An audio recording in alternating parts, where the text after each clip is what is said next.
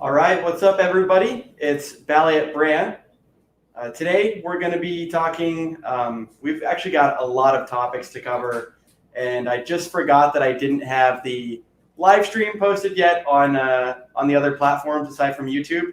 So give me just 1 second while I save the changes, and that starts off. But there's, like I said, there's a lot of topics and information to cover. I mean, probably people's favorite, I guess, since it's the most relevant and recent, would be the hard fork of Ethereum, the PulseChain, which is what the official name is going to be called.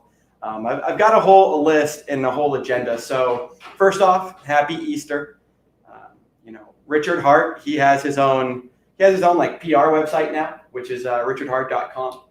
Let's see. So we're going to be talking about the, speculating a little bit about the PulseChain hard fork and also some other things that I want to talk about in that regard, where Richard had even posted a tweet that like people were, messaging him like, questions about the fork itself. And he's saying like, guys, stop. So I want to elaborate on that because it's pretty disrespectful to keep bugging him with all of these questions. Like just let it happen, let it happen naturally.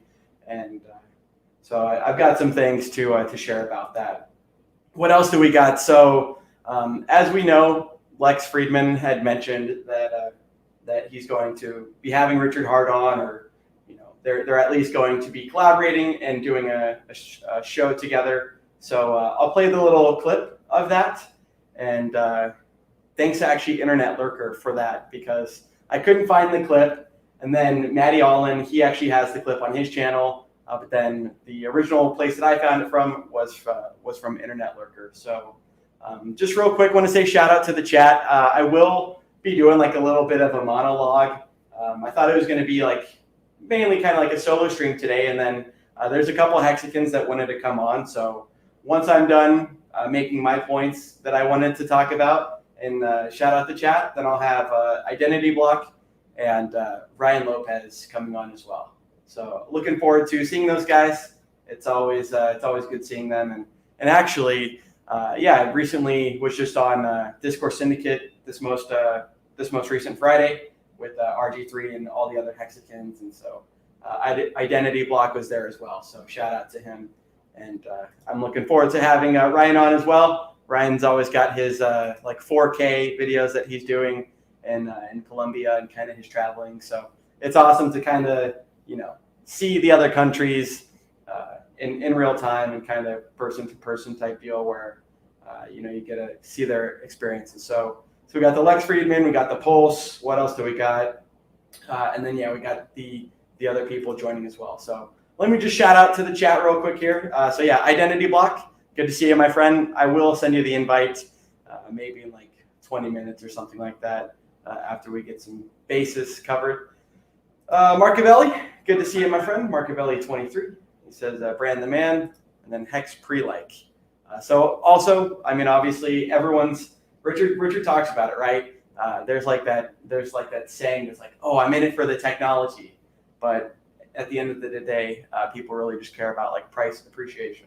So we're going to be talking about the Hex price. I mean, lately I'm pretty sure from the last stream, I didn't actually measure it, but pretty sure we're up from the last time that I streamed, which was 7 days ago. So, I mean, Hex right now is at 1.88 pennies. So we're getting damn close to that 2 penny mark again.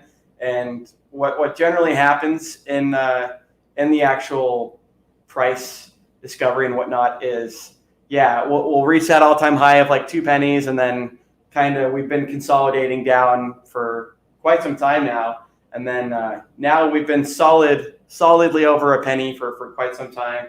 And I think the next time that we hit that 2 penny, it's going to break through, and that might be like the new floor. So it just continues going up and to the right.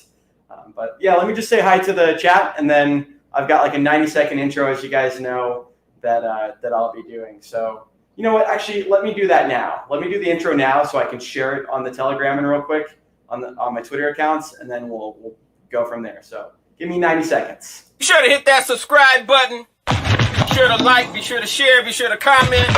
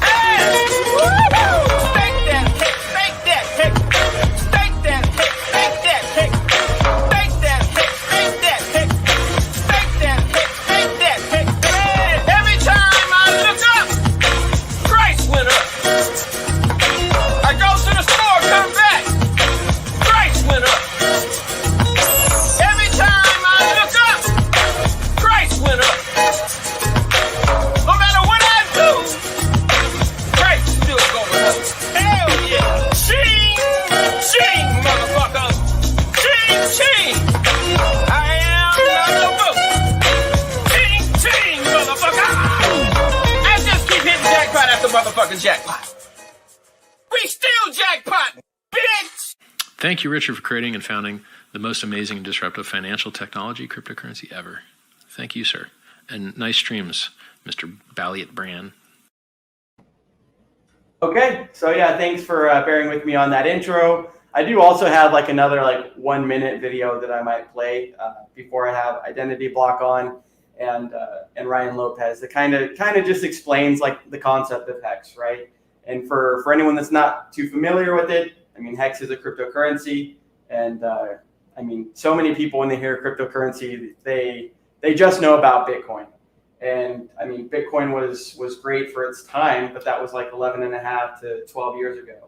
And all you can really do is buy, and all you can really do is hit the send and receive, right? And then you can buy it on exchanges. But HEX is, like Richard's kind of mentioned, like he's almost created that opportunity of when he first got into Bitcoin, where Bitcoin's at $1 or Bitcoin's at $0.01, and we saw that from its low to its all-time high most recently, it went up 6 million X. And so cryptocurrency is the highest appreciating asset class in the world. And HEX, that is programmed money, it's a pretty much it's a smart contract that is blocked, audited, completed, and pretty much it works like a certificate of deposit kind of would, where like, I think it's in a jumbo CD, but it's like for every extra year that you time lock, you get like 20 more %. So HEX works that way, and that's what the T-shares do in HEX. I got a coworker into HEX, and he was actually very self-sufficient, right? He was asking me, my audio is hollow. Maybe I can just talk closer. Piston broke. Let me know if it's better. I don't want to rant and then have it be bad. But so I had a coworker. I had a coworker say like, Bran, once these T-shares end, like why wouldn't they just sell? And that's a fair point, right? But at the end of the day, people are always looking for like a safe haven, and they are looking for assets to put their money in and to park their wealth in, right? Bitcoin kind of went from the narrative of the white paper that Satoshi Nakamoto wrote, which was like a peer-to-peer digital currency, to now the narrative is like digital store of value. Well, HEX, its narrative is pretty much store of value as well.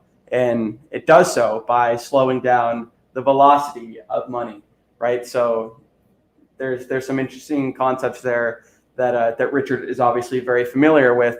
And he developed HEX to be the highest appreciating cryptocurrency and asset in the world, which is absolutely exciting and amazing to be a part of. So we saw that it was the top performing asset of 2020, and I would love, and I predict that we could be saying the same thing at the end of this year about 2021. So without further ado, let me just say hi to the chat real quick. So we got Cosmonaut HEX. Good to see you, my friend. Brazology. Hey, good to see you. It was nice to see you on the Discourse Syndicate the other night. Thanks for the comment about the audio. Like I said, the last thing I want to do is have a bad experience for that. So I'll put the mic a little bit closer and try and talk a little bit more direct, because I know that is a Markable Thoughts kind of mentioned it to me, and when him and I were doing a stream for his first time coming on, he was telling me like, yeah, audio, if you could have one or the other, video or audio, and one of them is like, what would you rather have, like better video or better audio? The answer is you would rather have better audio, because most people, and myself included, this is why I love the HEX Telegram audio chat, is I can just, lock my phone, do my chores or do my normal work day by day, and I can still listen to it. So if the audio is a good experience, then that obviously, helps everyone out. So appreciate you guys commenting on that. And also, it's kind of ironic, in that same video that I was having Markable on, it was a previous microphone setup that I was using, which I upgraded to. So this has like a condenser in it as well, which is hopefully a little bit better. But so yeah, Piston broke. Good to see you. Crypto Vince, he says, what an excellent day. I love it. Yep. Happy Easter to everyone. Hope everyone's doing well. Let's see. Sounds less than great. Okay, cool. Yeah, Brizology mentioned it sounds better. So yeah, I mean, I can also turn it up if need be as well. I mean, let's just do that now. We'll bump it up to 173. So hope that helps. Okay, so yep, Brizology. We got Max Bonnet. We got Lumaka Andres. Hexable Archer. Piston Broke 5555 says the bunny gave you another haircut. Those glasses were a blast, by the way. Oh yeah, thanks. I went last night to a 80s party with a couple of friends, and yeah, I had these RGB glasses, red, green, blue glasses that would kind of light up according to the audio in the room. So that was awesome. Had a good night last night. Hex Diablo. Nice to see you. Thanks for joining. And then we'll scroll up just a little bit here. Yep. Archie. Let's see. Gerard Dog, however I say that name. You got David Morales, Hex Dirtsaw. I know he got one of his brothers into Hex. So shout out to both of you guys. You know who you are. Hornet UK 1. And then yeah, Marcavelli. So, okay, so yeah, like I mentioned, there's a couple things that I want to cover. I guess we can just get right into it, right? Since we got a full crowd. So let's see, what are we going to start with? We'll start with the RichardHart.com. So Richard has his own, public relations website now, which is RichardHart.com. Let me pull that up for everyone to be able to see. Yeah, Northernmost, we're definitely going to cover some of the Pulse information. I didn't want to speculate like a whole bunch on it because similar to Johnny Chaos, CCFX Studios, Chaotic Creations, speculating kind of only gets you so far, and especially when it's something so involved like an Ethereum fork. So we now have more information that the PulseChain Twitter account has shared with us. So we're definitely going to cover that. We're going to, try and clarify what some of it means. And yeah, we'll go from there. But so like I mentioned, this is the RichardHart.com website. And this is what it looks like. So sorry about that. Let me turn off my my notifications on my phone. So Richard Hart is a force for good in this world. And it talks about that he spends his time making people's lives better, produces free videos. I'm not going to read the whole thing, but just a little summary. Free chat rooms, free coins, free sci-vibe and personal development books. And Richard shouted me out, I think, on his second to last stream in regards to his books, right? So there's the sci-vibe series, and then there's also How to Fix the World, which is 77 pages, and it's all on the t.me/scivibe, and you go up into the pinned message, and you can just download all of them there. But the How to Fix the World is also a really good read as well. And I haven't read all of it, but from the handful of pages that I have read, it's just like any other work of Richard's, where it's methodical, right? It's thought out. It's been it's been edited. It's really good ideas. And the cool thing is a lot of these other people that have the same experience that Richard does. Richard really is like the giving tree, right? And he mentions that before, but he could be spending his time elsewhere and screwing off to put it lightly, but he's not, right? He wants to have that legacy. And anyways, let's get back to the website. But the personal development books are really important, and I'm excited that in the future we'll be working on sci-vibe as well. That's awesome. So he says he gets people to stop drinking, smoking, gaming, and gambling, and invest in medical research. His oldest YouTube videos show you what he really cares about. He receives thank yous every day from people whose lives he's positively impacted. So we're just going to scroll down just a little bit. Like I said, we're not going to cover the whole thing, But so it pretty much talks about, Richard Hart developed HEX, right? The founder of Hex.com, gave free money to Bitcoin holders. So that's really cool.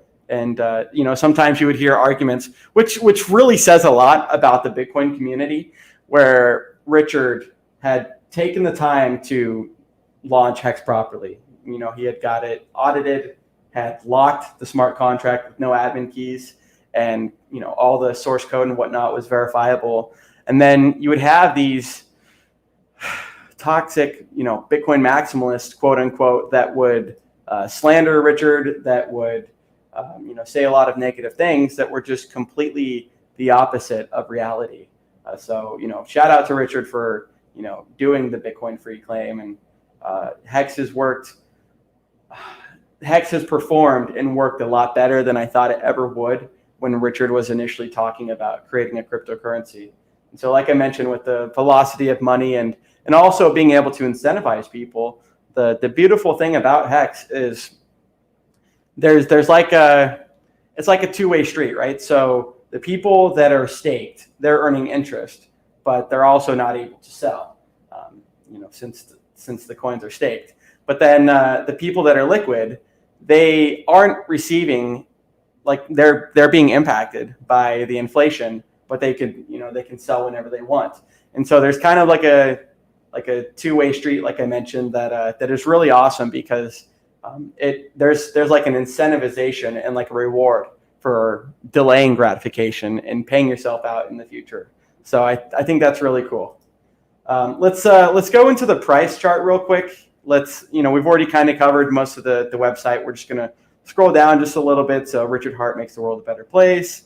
Been making people's lives better for years. I can attest. I've been following Richard since 2017. So let's get into the price, the thing that everyone loves to see. And we're actually pumping a little bit, So and it's funny, I said a little bit, but no, I mean we're kicking ass and taking names, right? Just like what Hex is designed to do. Let me remove the comments from the screen. Okay, so right now we're at someone said we just wicked up to 2 pennies, but we're at 1.946 pennies, which is amazing. You can see this is just a 1 hour chart, so I wouldn't recommend per se looking at such small time frames. But for like recent price action and stuff like that, you can definitely see. But this price action that we've had is, you can just see. It's just continuously up and to the right, and it's so beautiful the way that Hex is designed. And to think that things like PulseChain are coming out and going to make Hex even more remarkable. And so, like I mentioned, I do got some information on that I want to cover, that are just tweets that Richard has posted. So that's the price chart. Let's say hi to a couple of the other people in the chat and read some of the comments. Okay. Yes, our northernmost hexer will definitely cover some of the Pulse. It's going to be amazing. Faster, cheaper, Ethereum burning. So many people with Ethereum 2.0, right? It's going to be changing from a proof of work consensus algorithm to a proof of stake consensus algorithm, and that's obviously great as well. But yeah, the PulseChain itself is already going to start off with what Ethereum has wanted to achieve for many years now, and that's if they implement things correctly. So the major problem in the most recent times, and like I said, it's a temporary problem, but is the Ethereum miners and network kind of voting to raise the S load function, because Hex is a smart contract, and it is a highly optimized smart contract to say that as well. But the Ethereum network, since Hex currently is on it, there's not much we can do when the Ethereum miners are raising the fees. So that definitely calls for a solution that Richard has been talking about for quite a long time, where he mentioned that he wanted to be on Ethereum, and he launched Hex on Ethereum because that's where the economic energy is in masses, right? And he didn't want to have to fork it unless he had to. Well, now he has to, because I sent a tip to a friend the other day that's in the HEX community, just to say, hey, thanks for doing your work, and it was like $20 to send, and then that doesn't count, obviously, the HEX that was sent as well. So it's awesome that I would think it's going to be here sooner than we think, to be honest. But on the other hand, don't get all antsy. There, like I said, there are some things that Richard has mentioned where some people are like blowing up his DMs, and I think that's highly inappropriate, and people shouldn't be doing that. Like, just be patient, and also realize that, like, if you're DMing someone like Richard had mentioned in this example, well, then now Richard's being distracted from resting or working on Pulse. So the more that people try and take that attention away, the more it's going to slow down that kind of progress. So just a friendly reminder to everyone out there, because Richard had to post that tweet, and that means that there's a lot of people that aren't really respecting that. So you guys got to learn from that, and just be patient. It'll get here when it gets here. So yeah, Michael_Hex, great to see you. Hex Diablo, getting a nice little Easter pumpy. Hey, that's true. I'm all about that, right? Let's see. Crypto Vince. Hey, Crypto Vince. Shout out to him. He does a lot of the timestamps, and even most recently with the Nights of the Crypto Table that Motley Investor hosted last Tuesday. Crypto Vince did the timestamps for that. So just want to say thank you. That's obviously time consuming, because our video itself, the stream was like 2-something hours, like 2+ hours. So thank you for being able to do that. Okay, Andrew, he's got a question. So Andrew Martin says, hey, I'm new to HEX and crypto in general. I have 80,000 HEX staked, and am just wondering if you know of a good computer app to monitor my profit / loss, etc. So a good computer app. I can show you one resource. I mean, I don't know if this actually answers. One second here. I don't know if this actually answers the question, but let me show you graphx.rocks. Let me just share the screen, and I can kind of show you what you can do. One second here. And also, guys, thank you, guys and gals. Thank you, everyone, for joining. We got 45 people in the house, so that's exciting, and it's awesome to see the numbers growing as well. It's really cool, and I do always like to listen to the feedback that you guys and gals give me. So I really appreciate all of the support. So right now, first off, before I answer this question, one T-share is $333. Man, and you can see right here, this is kind of like a price chart on the T-shares. But I guess if we get to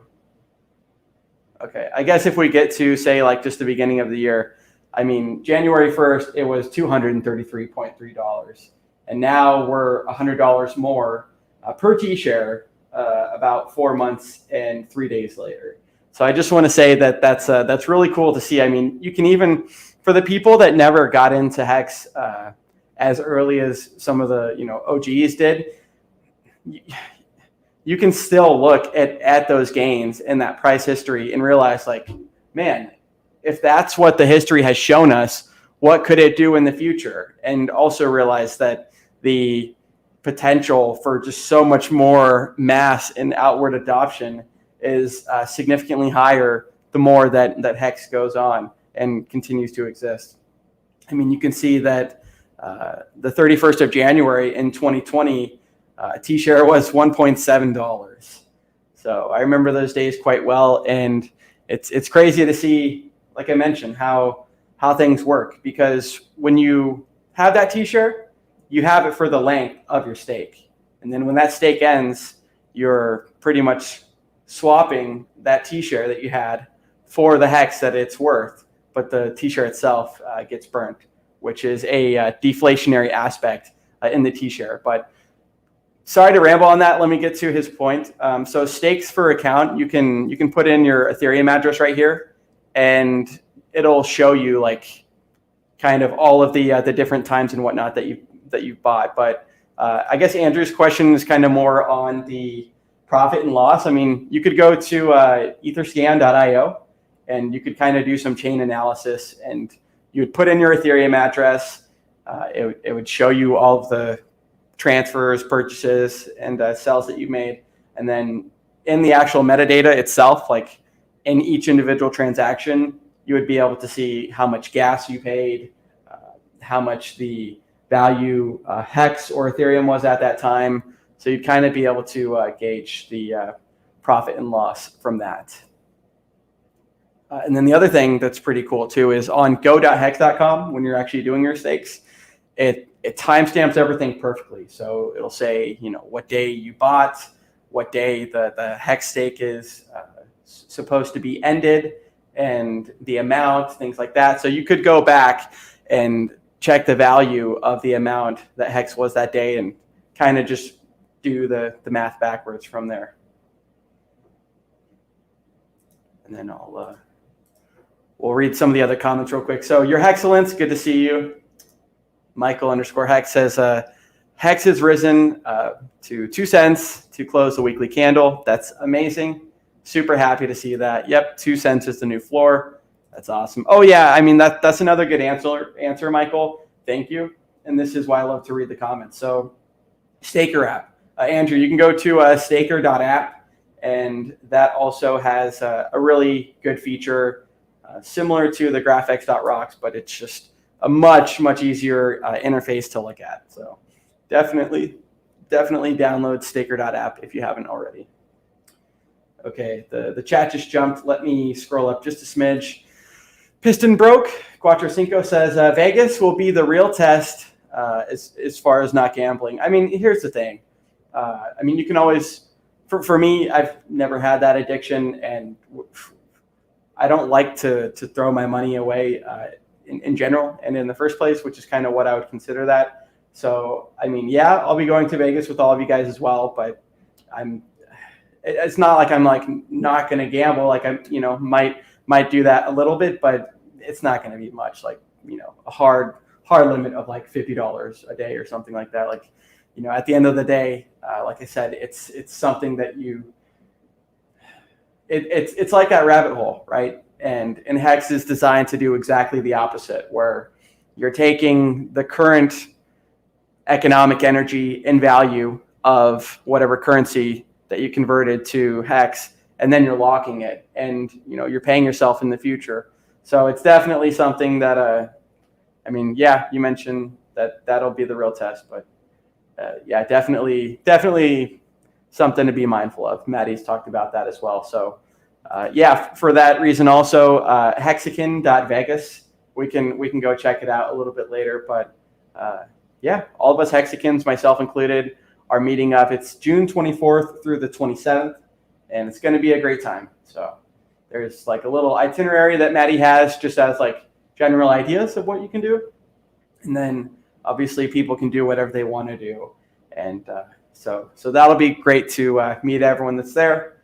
I don't know if I'll be able to get, maybe I'll be able to get in like one quick live stream here and there, but it's definitely not going to be like the main focus, right? I do have a body camera that I'll wear sometimes to like document and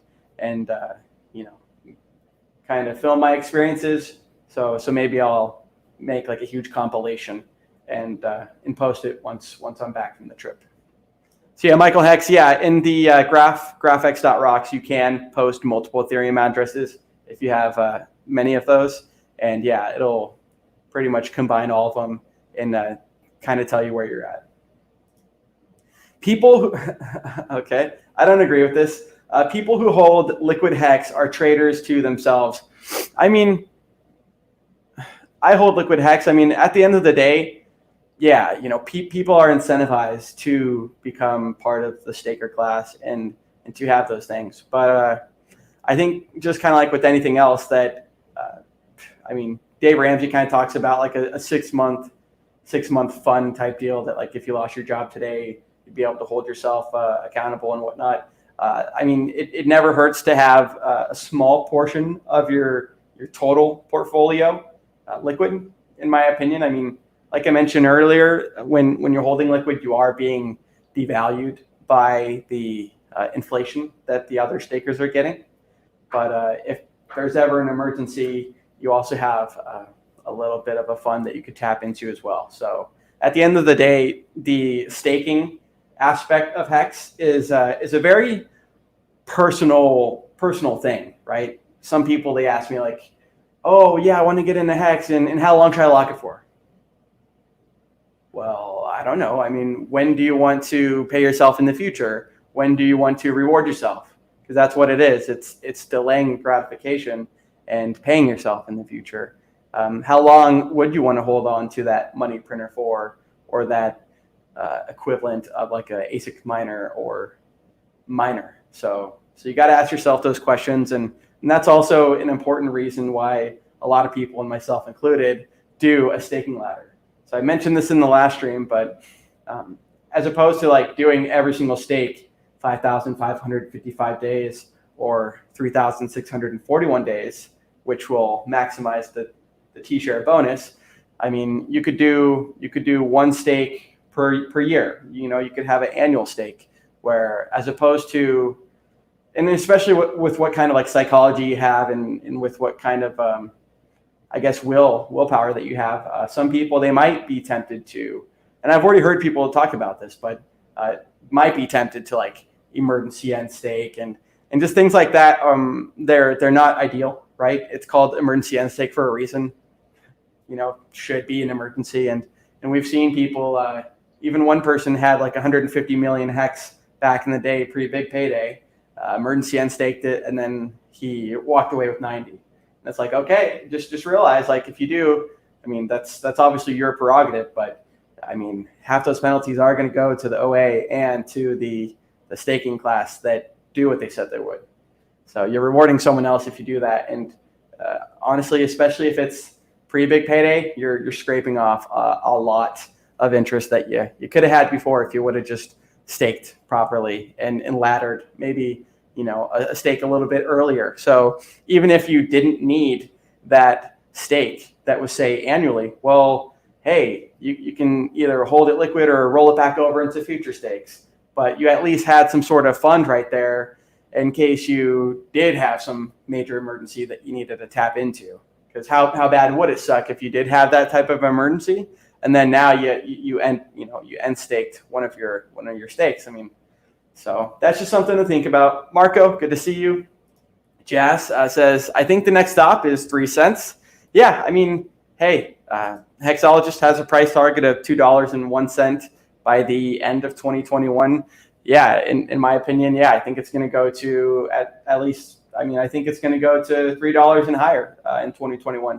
That's just my opinion. You know, obviously not financial advice or anything, but just from looking at what we did in 2020 and seeing the price performance that we had then, and I remember thinking, man, if we get to a penny, this is going to be absolutely amazing, right? It's going to be hundreds of X from where we're at now. And lo and behold, it hit 2 pennies before the end of the year. So the purpose of HEX for slowing down the velocity of money and that economic energy really allows that price, especially when we go into like a price discovery mechanism, but it really allows that to just slingshot up higher than anyone could even imagine. I mean, I don't know if it'll actually show it on graphics.rocks, but April of 2020, let's see. Yeah, I'll share that screen real quick again here. So April of 2020, we had and same thing, we're in April of 2021, but we had a pretty solid pump. Let's get into this. So let me go here. Okay, so this is April of 2020, but you can kind of see that so you can see the HEX and you can see the T-share in HEX value, and then you can see the T-share in dollar value. But you can see it went from like $5 up to like $35. And that was a significant pump. And I think the Uniswap.hex.vision chart kind of does a little bit better justice than just the T-share. But we see price pumps like this that never go back to that same floor before. And I think we could be setting up quite well for something similar this year and possibly this month. So let's cover some rest of the comments. Yeah, Andrew Martin. So yeah, the Staker.app, that is only available for, your smartphone, but yeah, Graphics.rocks is not a bad resource as well. And then yeah, if anyone has any other recommendations, feel free to post them for Andrew. Hex is pulsing right now. Yep, yeah, pulsing quite well. Let's see. Yep, Crypto Vince, thank you again. Cosmonaut, yeah, this is kind of like Richard's MO, right? His mode of operations, and something that he's always been very well at doing, which is under promising and over delivering. Richard is very good about, like I said, thinking of all of the scenarios that can happen and how to look at what the current market is and see what things they don't have and be able to implement that into what he's creating. So I think that's what we'll be seeing with PulseChain. Okay, so the comments just skipped again. We got a few more Hexicans up in here. We got, let's see. Yep, Hornet UK Moon, Max Bonnet. Yep, pumping up to about 2 cents. The brand pump. Sure, let's call it that. One Heximofo. Oops, that should be Staker.app. Let's see. Oh, okay. Yeah, Tim, yeah, I'm still streaming on DLive, but honestly, I don't even have it pulled up on a tab. I probably should. I do like to kind of like delete some of the random comments that go out there sometimes. But yeah, thanks for switching over to YouTube. Yeah, unfortunately, the StreamYard doesn't broadcast the DLive comments, so you'd have to switch back and forth, and gets really distracting. So yeah, appreciate you, Tim. It was good to see him as well on the Discourse Syndicate stream. Yeah, abracadabra. I mean, yeah, it's just kind of like a, they say like don't put all your eggs in one basket type thing, and just in general, I mean, it's always smart to have some sort of contingency or some sort of fallback. And I'm not saying that fallback should be like having liquid hex and then selling that if you ever had an emergency, but probably be better than holding liquid dollars. But that's obviously to each their own, and very opinionated of me. So no one knows his answer. Debased says, when will Richard be interviewed by Lex Friedman? No one knows that answer, but let me actually post that clip in my little notes that I have here, because that is something I want to talk about next. And then, like I said, sooner than later, I'll send out the link to Identity, and then Ryan Lopez wanted to join as well. But let me just cover some grounds here first, and then when I have them on, we can cover whatever topics they want to as well. But let me share the screen.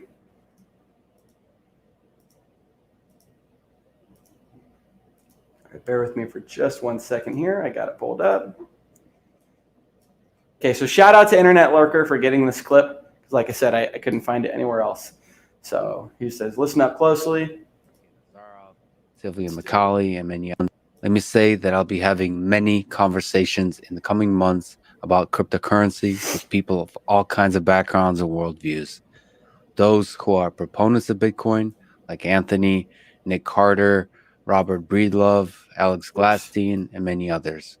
And those who are proponents of other cryptocurrency technologies, like Vitalik Buterin, Charles Hoskinson, Richard Hart, Sergey Nazarov, Sylvia McCauley, and many others as well. I'm not framing this as a debate. I'm simply looking to explore exciting ideas in the space of technologies that could very well change human civilization and AGI civilization as well. Let me say that I'll be having many conversations in the coming months about crypto.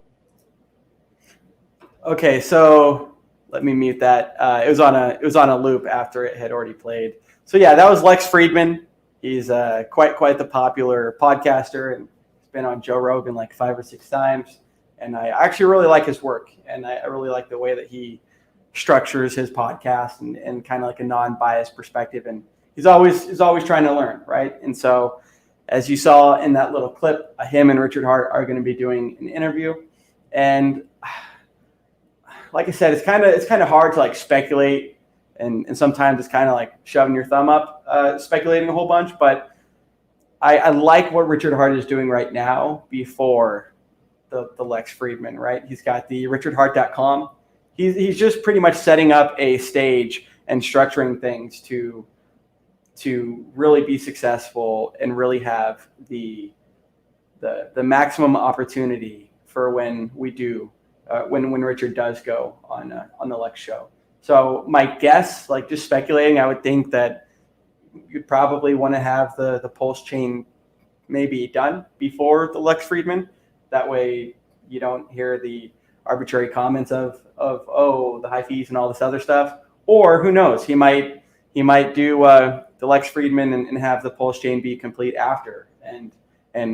So we'll cover one real quick thing about the PulseChain, and then I'll bring Ryan on and Identity Block on, because I know they've been eagerly waiting. So let me get that tweet up now. Okay, 1 second here.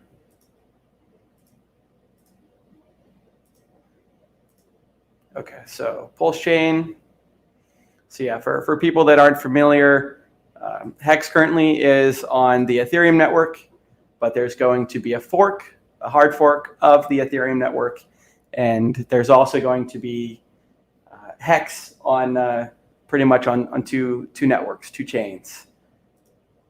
So let me do this real quick. Sorry about that. Okay, so y'all can see the screen and myself as well. So let's just read this comment here. So if you're not following PulseChain.com, PulseChain.com, that's the username. That is the official hard fork of Ethereum, and I like the logo that they got right there. Currently, kind of got the color gradient of like a red to blue, and Crypto Coffee mentioned some sort of thing about like your, I don't know, some sort of thing about your body, the blood, something like that. So go read his comments for more about that. But let's just read this real quick. So Hex.com on Ethereum is unstoppable. It can't be paused or changed.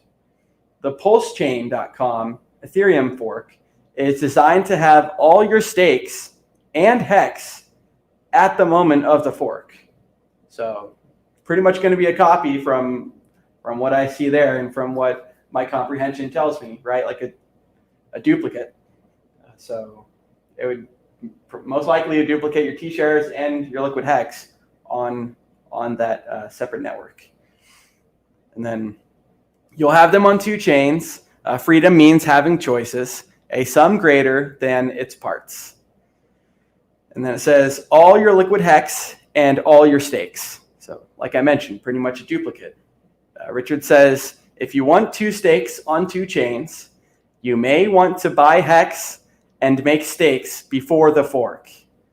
Let me just zoom this in and clarify this, okay? So this is 20 hours ago. So once again, Richard Hart says, if you want stakes on two chains, you may want to buy Hex and make stakes before the fork. So pretty much set in stone right there from what I see, from my opinion, that it's going to be, your stakes are going to be copied, your liquid Hex is going to be copied. So that's awesome.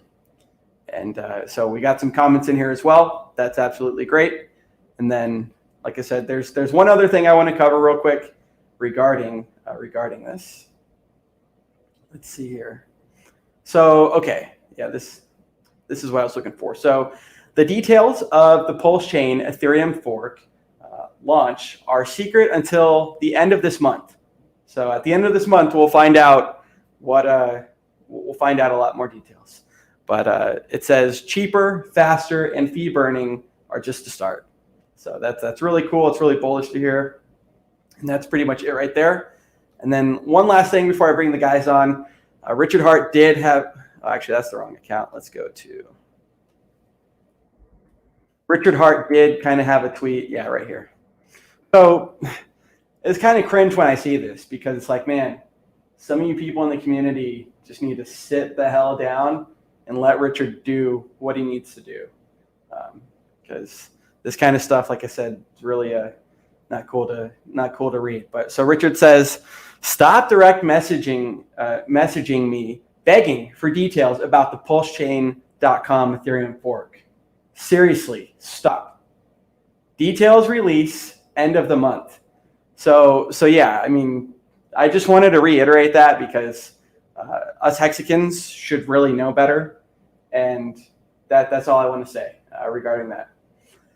All right, so without further ado, I am going to send the invite link to Ryan. 1 second here. To Ryan and Identity Block. Let me do that now, and then I'll do like a 1-minute video while they join, and while I pee real quick. So that might have been a little bit too much info at the end, but let me just send this to Ryan real quick here. And then we'll send it to Identity Block.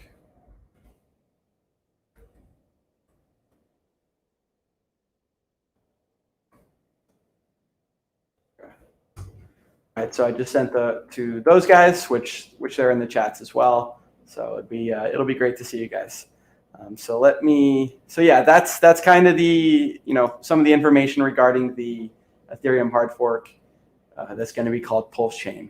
So we got 58 people in the chat, and so that's awesome. I want to say thank you to each and every one of you for spending your Easter Sunday with myself and the other Hexicans in the chat. That's really awesome. Okay, so like I said, without further ado, we're going to have Ryan and Identity Block come on. But in the meantime, let me just play this like 1-minute intro and this 1-minute little video. So give me just a second. This video will kind of explain a little bit about HEX and the T-shares and the staking and why it's important to be incentivized to delay gratification and pay yourself in the future. So give me just 1 minute. I'll play this intro. The successful among us delay gratification. The successful among us bargain with the future. Realizing any of our financial dreams comes at a cost, a sacrifice made short-term to enjoy a prosperous tomorrow. The cryptocurrency HEX incentivizes you to delay gratification and stick to your goals. HEX monetizes your time. As a time deposit, HEX pays higher interest rates the longer you commit. Longer pays better. Stake your HEX coins for a chosen duration, and once your stake matures, HEX pays you the compounded interest. The autonomous, decentralized HEX smart contract rewards those that complete their chosen time and punishes those that quit with penalties. HEX keeps score. Launched in December 2019 as a finished product, HEX is fully operational today. For a start, take a small amount and check back in a year how HEX is performing. You will be amazed. Any duration between 1 day to 15 years is possible. How long do you want to stake?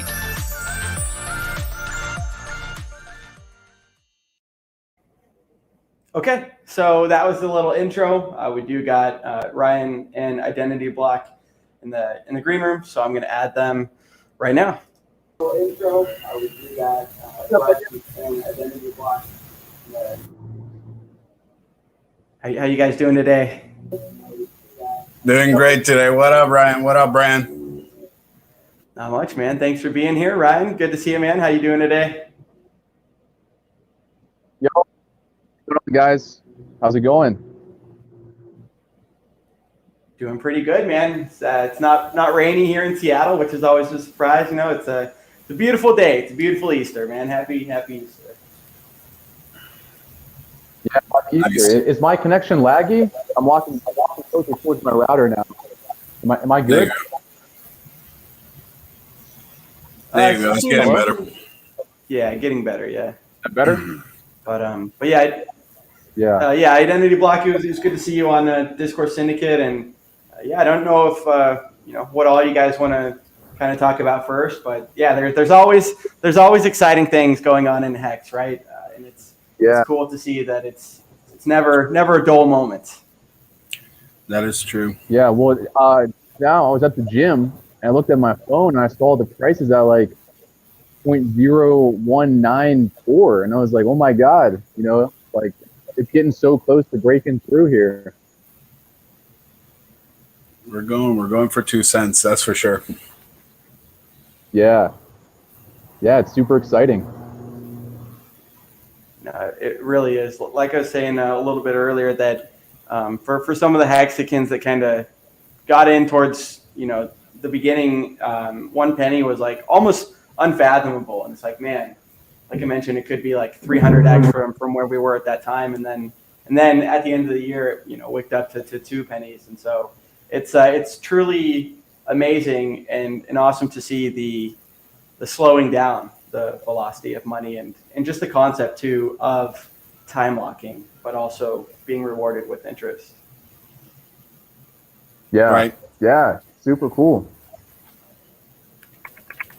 And everything with the PulseChain, when I first heard it, at first I thought it was a joke. Like when they said, "Oh, we're gonna call it PulseChain," but once I started thinking about it more, it is a cool name, and then it's like a cool inside joke, So, and I was surprised how quick that Richard and everyone, we got like that logo together, which I think it looks really cool. It does look cool. Have you guys thought about when the chain actually comes out? Obviously, just speculating myself, but what if I know that one day RH was mentioning that once the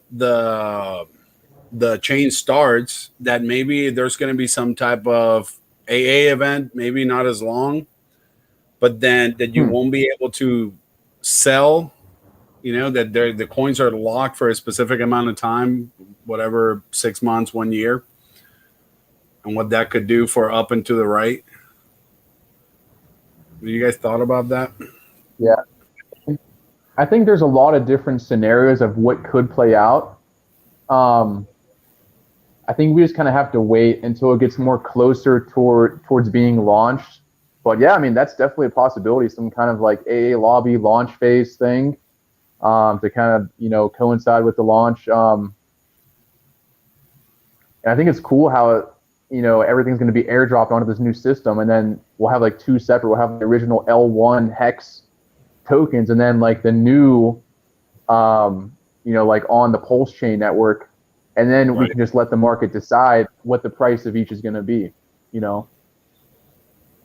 Exactly. That's going to be awesome. I was thinking about that too. Like, what's going to be the price of that new chain or the new token? Because the other thing I was thinking about, I was thinking, what if the OA burns some of their some of their holdings, or so what if PulseChains is not as big as HEX? It doesn't have all those billions of units. Have you guys thought about that other part? Okay. Yeah, so like the OA could change how much it holds within that. Yeah, it could be. But then I feel like it could be a disadvantage too, because then there wouldn't be that control of the system possibly. I don't know, they could say, they could still control, because it's, let's say, if the OA right now, let's say they have 70, whatever, 80, whatever amount, let's say they cut down 10%, 20%. So they'll still hold the biggest amount, but of a smaller pie. Yeah, that's definitely a scenario, like the OA changing, its percentage hold. And another scenario too I was thinking about is like, what if it launches, everything's going great, and the market decides that, hey, we want to value this new HEX version on PulseChain at like a lot higher price, and then the HEX on the L1 price goes down, and then maybe there's just so many variables, and then we can maybe enter a bear market, and then they decide, oh, forget the new one, let's just go back to L1 now because the fees are like nothing, So then it's like it could be like flip-floppy of like prices. So it's like, I just for right now, I know, I mean, whatever happens with the L1, I just want to hold both. That's what I was like thinking. I don't want to, I'm just gonna hold both, just whatever happens. Yeah, exactly. Because, I mean, like we're gonna still be Hexicans, we're gonna still hold HEX, and we're just gonna use, PulseChain. We're gonna use the new option or the new tool.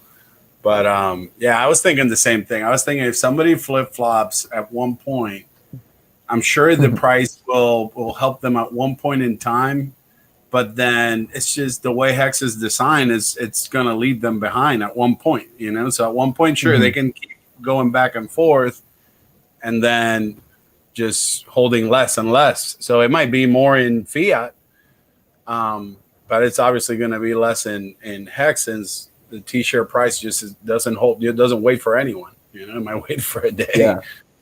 Plus, it's pretty cool. Like all that, the original Hex stakes on L1, like those are just so rare. They're so unique. It's like that's like the real Hex, like on layer 1, like locked in the contract. So I feel like those are just really, you know, people still want to have those. You know, I think there's still going to be value in having those original stakes locked into that L1 layer, you know, on Ethereum. So I think that's pretty cool.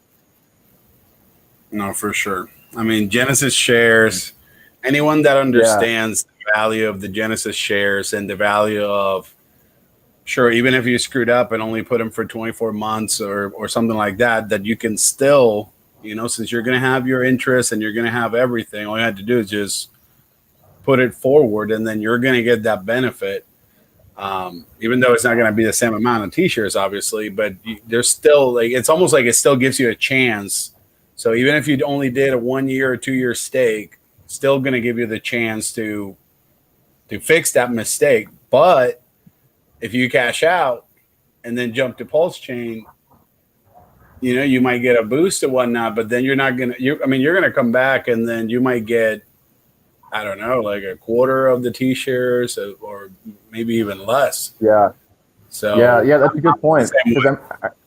I remember back when I was reading, I think it's the economics audit, and like it proves in there that like the best time frame, if you have 2 separate stakes, you know, the best share power to get out of that is if you have one that's almost of like the full length. Like, so for example, say if you had like a 15-year time frame and you did one stake for 7 years, and then you ended that and then restaked it for 8 years, you know, you wouldn't really get that much punch for it as compared to if you staked one for, say, 1 year and then you did another one for 14 years. You would get way more value in that particular, those 2 separate. Of course, the best would just be 1 year, the like long 15. But if you're going to split up into 2, it gets more powerful if you have only one tiny one. So if you only staked for, say, 1 year or 2 years, and now you understand the system better, you can still recover by just doing, when those end, just do like a long stake, like a 14-year, whatever, 15-year, and then you can recover that, you know, that initial of like, you know, whatever, and you should still be fine. That's the problem, though. It's gonna be with all this price appreciation, and you're gonna have the Hex because you're gonna get it with the interest plus the penalties plus your big payday bonus. But you're gonna, a bunch of people are just gonna be like, I'm just gonna cash out. You know, I'll come back to Hex. You know what I mean? Like, they're not going to take all that Hex and then put it on a 555, you know, on a 45. Yeah. But if they do, they'll do great.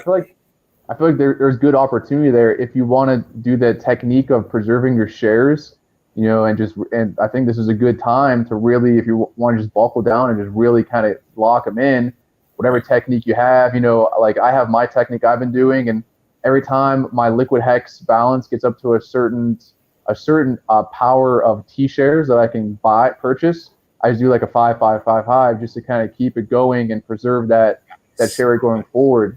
So, but I mean, you know, everyone has their own method, and you know, with my ladder, I have like a bunch of different sizes and things. So, like now, going forward, I just want to have just like larger ones. So that's like, you know, my technique to like preserve my and some people might not even want to take that route of trying to preserve their shares, but I feel like it's, you know, if you've done the research in Hex and you know, I feel like it's a good technique to, you know, to do, you know, if you want to just keep it going forward. No, for sure. I mean, like the way I see it is it's the same way. Like there's going to be a lot of people, they're going to find out in 4 years, 3 years, whenever they try to cash out those, and then, or even if they try to flip them, they're gonna be like, oh wow, I can't get anything. I'm getting B shares now for all these T shares that I got 4 years ago. True. And with my ladder, I did it kind of top heavy, for the first 3 years because I just wasn't really. I wanted to have some. I didn't know if we're going to have a bull market. I wanted to have something to lock in profits. I didn't want to hold through a bear market. So I have a lot ending in the next 3 years, and I'm deciding now that these 3 years I'm just going to just kind of just do like a share preservation going forward. And there's a lot of people that I looked at. I mean, I've looked at tons of different addresses over time, and like there's a lot of people that do have like a lot of stakes ending within like the maybe 2, 3, 5 year time frame, and there aren't too many that have longer ones. Of course, it's different. Each address has its own thing, and everyone has their own different time preference and their own goals, and they're this age or this amount of years old, and they want to do that. But in general, there's a lot that are ending, I think, in the next 3 to 5 years.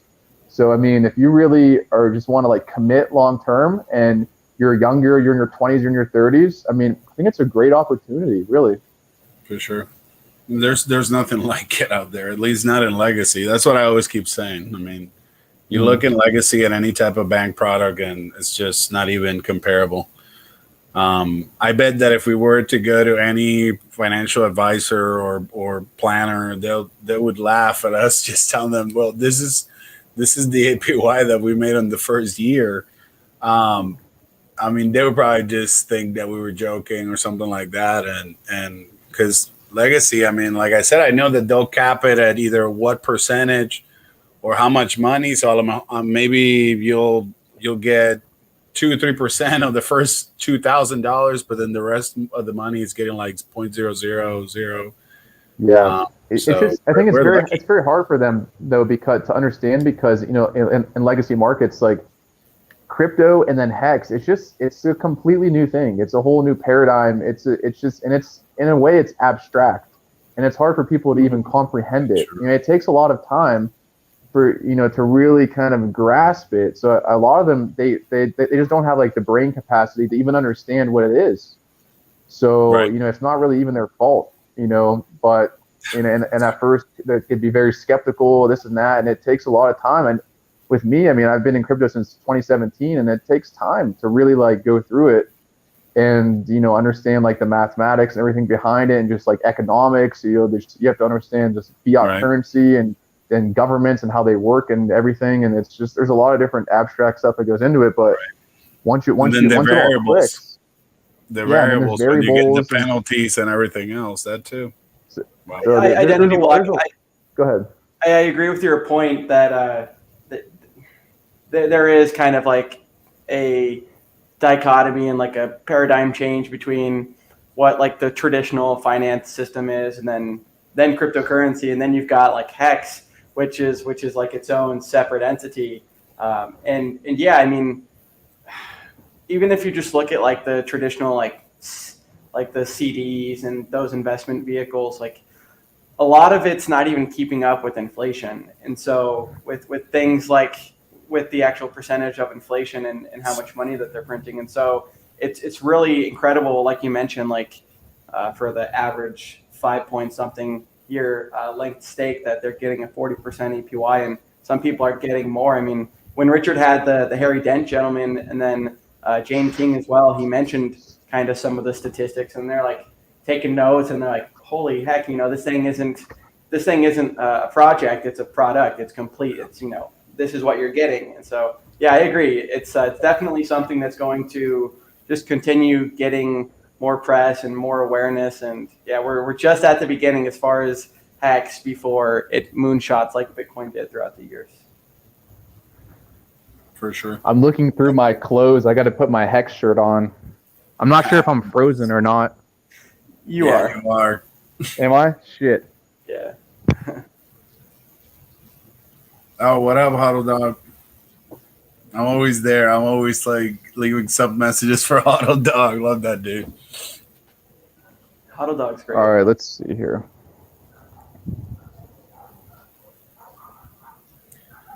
Yeah, the thing is, like, by the time people understand the true value of the T-shares and the true value of not cashing out if you didn't do a Quattro Cinco originally, I think it's too late. Like every time I hear look into crypto, and then the guys, they always say the price is going to leave you behind, and that's exactly what it does.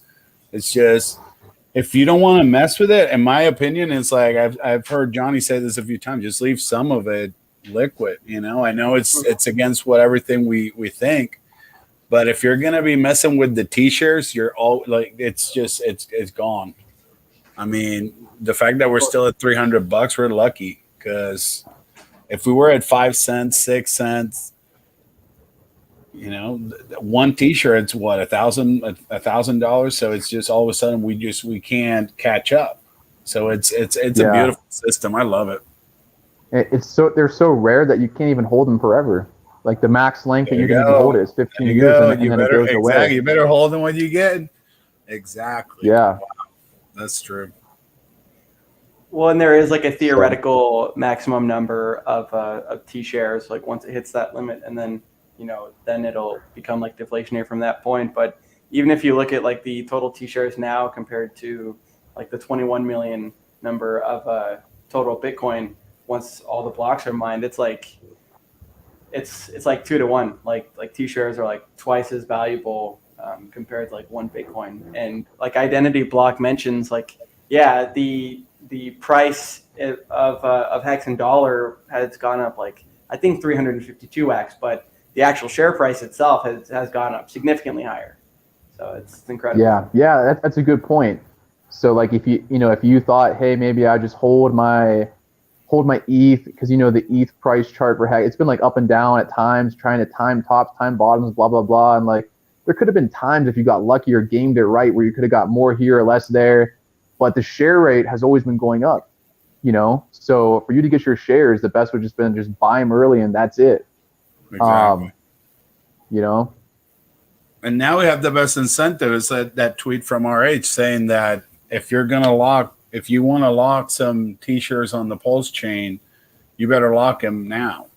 So, I mean, what a better incentive now? So, I mean, take the hit now.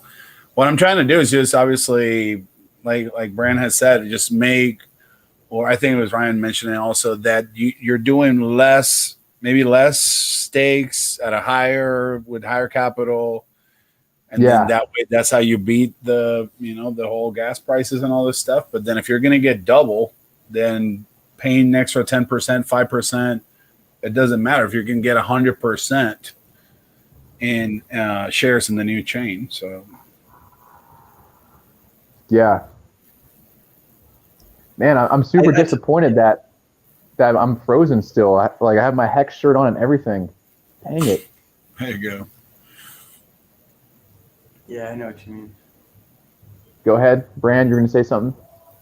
Oh, I mean, just to Identity's point is yeah, people don't really know how valuable something is, or like how beautiful it is until it's not there anymore, or until you realize like, oh, that T-share, like the cost of like the amount of Hex per T-share can only ever go up. And I think people are starting to realize that with some of the shorter stakes, and even with myself and the beginning of like the staking, like sure, yeah, I threw out multiple various length stakes, but it wasn't until like the first like sample stake that I tested just to make sure everything worked out that I realized like, oh yeah, so yeah, when you restake, yeah, you're paying that new T-share rate, and it only does go up in Hex. And so yeah, it's to his point about kind of preserving that. If you treat this like a savings account and like a CD, and you can hold some liquid in case to make sure that you don't do something stupid and then stake. But it's quite the intricate system, and yeah, I think in the future we definitely could see Richard Hart as a Nobel Prize winner. It should. Yeah, I mean, at this point, it should. Definitely, man. Looks like we lost Ryan. Yeah, I mean, like at this point, it definitely already be considered. I mean, the product is working. Anyone that did their short stakes, they benefited. They got their interest. They were able to get everything they put in and then some. And it's all just a matter of comparing what if they would have put their funds in what asset from this point to this point. They can verify with the blockchain. And then see, oh, wow, if I would have put my money in gold, I would have been this. If I would have been putting my money in silver, I would have been here. And I mean, it's just, there's no comparison. It's so true. I mean, at first, I mean, Bitcoin is still called a scam, and but it's been called a scam for like the past 12 years, and throughout that 12 years of it, obviously kind of going up and down, but still up and to the right. Like it did go up 6 million x from the penny, and it was even less than a penny at that time. But it really just goes to show you that if you have like a groundbreaking technology and Hex is very similar, that it doesn't matter what people say in the short term to try and like gatekeep it or not spread the awareness and the attention to their followers. If something is such a product market fit, and especially with us being the top appreciating asset of 2020, people are eventually going to hear about Hex, and they keep hearing about it, and it's like, oh wait, so now I'm hearing mixed things about it. My favorite influencer says it's a scam because they don't want me to not use their Bybit link. Right. But I hear all these great things from these other people, and then once people actually do their own research, like all these influencers claim, then they might realize, I was wrong, and this actually is a completed product. Yeah, no, I mean, this year has been fun seeing everyone just coming over little by little and just saying, oh, I was never against Hex. I was never against RH. I never said this, that, whatever about the product. It's good. It's good to see it little by little. Sucks that it's just, I thought it was going to be like a full-on wave. Like I always compare it to what happened in other years and other bull runs. And I always remember other bull runs. It could be, I mean, the stuff that we've seen in the last 2-3 months, talking about Tesla, all this stuff with PayPal, or this stuff with Sailor, all the big names coming in 2017. I mean, anything was a rumor. They would see one of the developers walking into McDonald's, and they would say that they were talking about a partnership. I mean, I remember that. It was so funny. Everything was a partnership. Everything was a secret project. Sorry, it's got an NDA. We can't talk about it. It's closed. But everyone was using anything to either interview, a developer or anyone part of the project. So the amount of hate and all this stuff that Hex got, it was so crazy that I thought it was just going to be like, okay, now we accept it, and this is, I mean, it's real, it's working, and it's so innovative. But it's weird that it still doesn't happen. I mean, I didn't think that so little people had so much control of the crypto space, but it lets you know there's no real decentralization. It's just it's hope and dreams. Richard's mentioned that is an opportunity as well, because you're definitely right, and I agree, and that is also an opportunity for those of us that have heard about it, that do understand it, because that cascading effect that Richard talks about is going to inevitably happen, and I mean, we've already seen, like I mentioned, the Jane King and the other guy, things like the Lex Friedman already on, sometime in the future on the books, and it is just a matter of time before, to your point, that now there is a cascading effect where it's just being heard everywhere, and that's when we're really going to see stuff that we've never seen. Sure. Mm-hmm. Yeah. So, and just again, I think these next really 2 to 3 years are going to be really crucial, just for the appreciation of the Hex price, and the more rarity of the T shares. Because I was just looking at like the T share, the future chart of expiring T shares, and really in the next like 2 to 3 years after that, they really just kind of level off. Like everything just starts kind of level. I think there was a big one that ends like today. There's a lot that ends, I think, today, but there's a lot of people doing that like rollover technique, where they're just kind of like big whales, just doing like 30-day ones. But eventually they're going to, eventually they're going to get locked out. And after that, it's really going to, and I remember when like the Hex Germany did that presentation saying how like over time the payout per t-shirt is supposed to go up.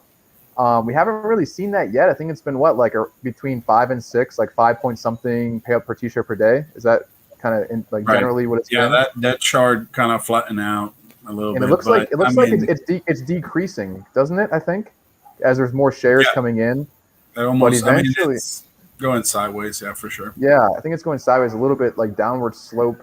But I think eventually that should pick up as shares come off the market. So that should start to slope upwards eventually. I don't know when, but Right. interesting times. It's so much just mathematics built into Hex. It's crazy. True. If you're a mathematician, or it's just like, and like Richard says Hex has the best stats in crypto. Like literally, I was doing my own Hex daily stats thing for a while, just like manual stats daily. And I was having a lot of fun, just like kind of pulling things and putting into a spreadsheet. But then it's got pretty time consuming, and I wasn't sure if it was like super beneficial. I felt like it was more of like an inbound message as compared to an outbound message. And it was consuming a lot of time. I might come back to that and try to automate that in the future. But I feel like we have, graphex.rocks, it's cool, hexinfo.io. Yeah, No, I mean, if anyone likes stats in crypto, definitely.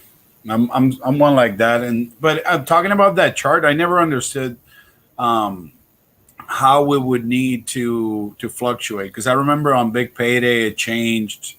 So there was a lot of things that could make it wick, and I remember that day it went a little crazy. It went down because like the OA staked so much, so there were so many shares. So you got technically like diluted for like 2 or 3 days. You just got diluted, and you got like barely anything. But then it got like the shares got rare again, and then the payout per T-shirt went up, and it went up to even a little bit more higher because like the total percentage of Hex stake was like less, so the overall APY in the system was higher, so you're getting paid more. But it's since then it's been really steady, slightly downward slope. But I think that should start to increase soon. And like I think that the next year or two, if you're a long staker, those shares should get rare and they should start piling up. For people to catch you, it'll just be too hard. They'll have to put in so much cash. You're essentially, it's like you're just like a Bitcoin miner from the beginning. You have all that hash power, but that's just how systems work. You got to get in early, and you're at an advantage. You have the opportunity to keep it going and preserve your position. Or you can just let it whittle away over time if you don't decide to kind of make any moves. So I think we're all here at good opportunities. Just have to really take advantage of it. Anyone trying to lock up, I mean, it should be a good time to just do that. Just trying to lock that idea. I hadn't thought about it. Every so often, just try to throw one Cuatro Cinco, because this is the time to do it. Yeah, I've been doing a few like 10-year ones, because after I filled up the ladder, I was like, well, what should I do now? I didn't think about doing that, just throwing a bunch of them to the future. Just be like, hey, I'll deal with them in the future. That's my technique now. Once I get to a certain T-share number, that's like I think large enough where I won't have to worry about fees and stuff. I just throw it out there just to kind of preserve because I have some expiring like every year I have some like just coming out, and then I want to just kind of try to keep it going for as long as I could, because once they're gone, that's it. They're gone. Right. Like you replace some juicy shares for like 1, 2, 3 year stakes, but once that's over, that's it. It's like those are right now. And how quick could that change too? Like that rate from going from 17,000 in the next 10 years. And I keep thinking, in 10 years, what if it's 100K? So 100K Hex, but at what price? So true, yeah. So, I mean, we're not even going to talk about T-shirts. It's going to be what they're trying to do with Bitcoin, that you see it. They're trying to talk about sats all the time, because nobody's going to want to say, oh, well, I have 0.000 Bitcoin, or I have 1 Bitcoin. They're going to want to say, oh, well, I have however many sats. And that's pretty much what's going to start happening. Yeah. Yeah. And I think it's cool too, how it's just like, this like new age, just virtual mining. You don't have to buy all this hardware and do all this electricity and all like that. That's not efficient for the world. So, if you think about it, that's not working. Proof of work doesn't work. So now think about how many people probably have unplugged miners or cards or something that they got sucked in from the 2017 market, and then they got tired of mining Ethereum at like less than $100. Mm-hmm. So Yeah, I'm sure that market, it's probably that. It's not that nobody always needed cards, or any type of miner. It was just that people would buy them, then not use them, leave them in a closet somewhere. Yeah, but then they're all being bought up. I feel like there's so much like misinformation with like, oh, mining and Bitcoin mining, but that stuff's just not profitable. And most even altcoins like Ethereum, if you want to mine them, like the POW ones, I feel like you just be better just buying the coin and holding it. For all that electricity and this and that and work, it just you'll make way more, I think. But I know it's cool with like the virtual, like with Hex now, like you are the miner virtually as a staker. I had a friend reach out to me a couple days ago, and he's like, hey bro, I know you were into crypto and on blah blah blah, and like I need your opinion. I'm doing this research. I want to start mining. I want to start mining crypto, and I've been researching. I'm going to buy this and that and that. And I was like, dude, my opinion on this. I was like, I know I'm a big spokesman for Hex and everything, and I'm sure you heard of it, but like, I think that the POW mining stuff that's just old. That's not it. Yeah. And I was like, Hex, you are the miner virtually as a staker, and you don't need any hardware, nothing. You're in complete control. And I said, dude, I don't recommend you buying anything to mine anything. And he just kind of was like, but it is what it is. A lot of people have to get that hit, though. They have to buy it and then not use it or something. Yeah. Yeah. A lot of people definitely, I agree. They do. It's so much easier said than done. And a lot of people do end up, learning things and realizing things the hard way. And I wanted to touch just on a point that Ryan mentioned about proof of work. And that's the algorithm that Ethereum's currently using and Bitcoin has used its whole time. But Hex is efficient, and it's so incredible to see like just how many things Hex has going for it. But like, not only do we have so many different types of people in Hex, but there's like so many reasons aside from just price go up to be in Hex. I mean, the actual efficiency on the environment is definitely something that people are becoming more aware and privy to. And I think that for something that's going to last 150 years or last many cycles and many generations, things like Hex are efficient, and that's what things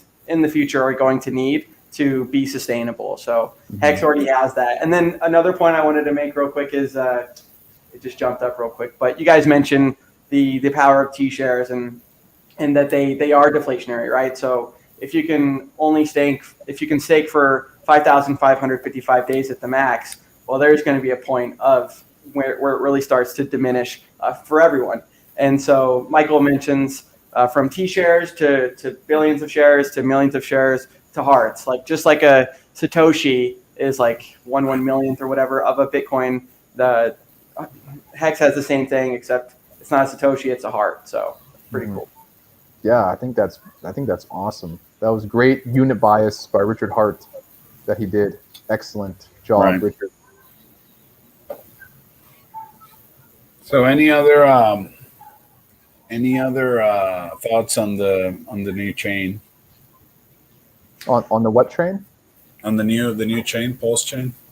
The only thing I'll say real quick is, I mean, there's so much speculation and things like that sometimes you can kind of get lost in the weeds. But from what we do know, I mean, Richard has mentioned a couple of different things on the PulseChain Twitter account, and so we can kind of see what information he's given us there. And he also did mention that more information will be disclosed at the end of yeah. And then the other thing I'll say real quick is, for me, like the biggest problem that we've had short term is the fees, right? I got a coworker in, and now he's like, man, it's costing me a couple $100 or a few $100 to start the stakes and the shorter ones that I didn't know what were going on. And so I think it's going to be really revolutionary. We got things like staker.app that are just such an amazing experience. And I'm really excited to see the lower fees on that, because it's such a good product, but sometimes there's the cost of setting it up, right? The notes to stake and this and that.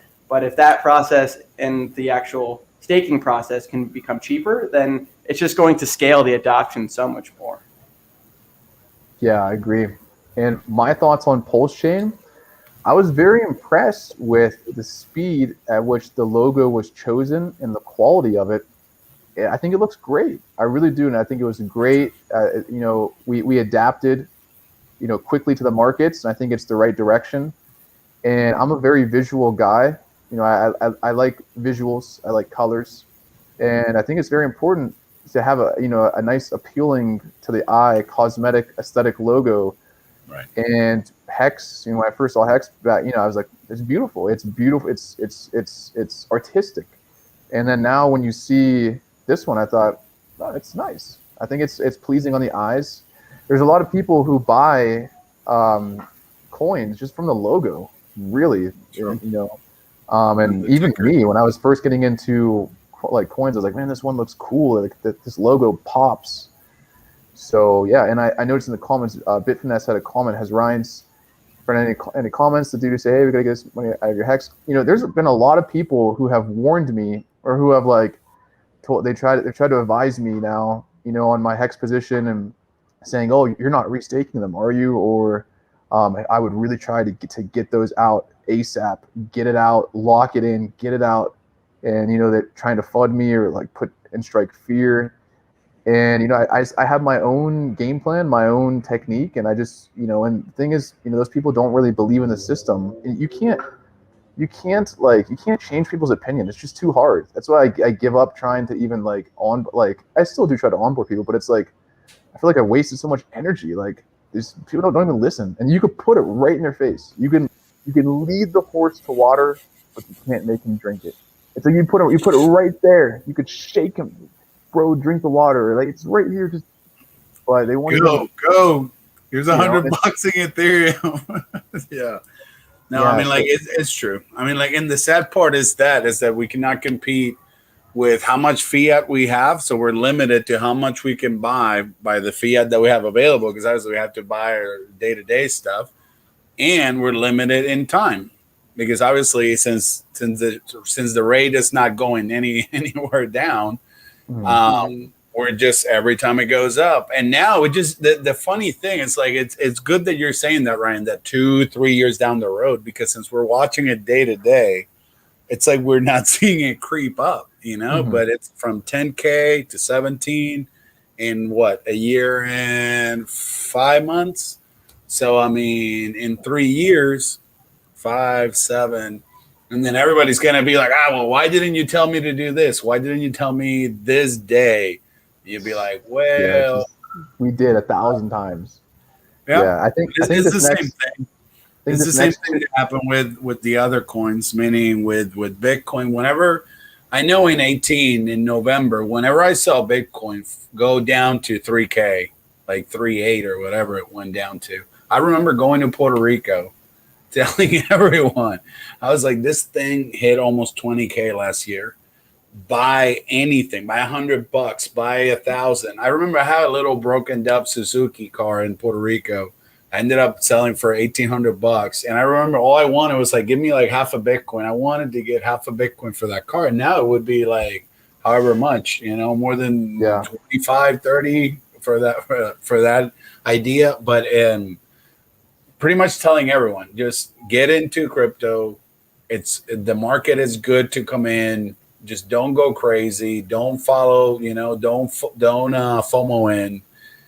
But it seems that anyone that I was telling were like, no, that's too volatile. Like 2 or 3 weeks ago, it was 20K. Now it's 3K a year later. But now anyone that bought in at that time, I mean, they're sitting happy. Doing great.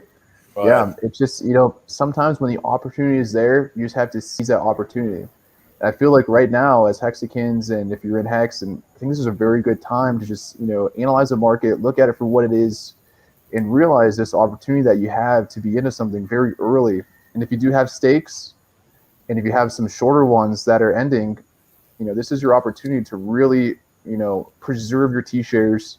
And I think these next 2 to 3 years are really going to be crucial. This is the time when a lot of large whale accounts, they have a lot of stakes that are ending, and the T-share, the rate is gradually going up.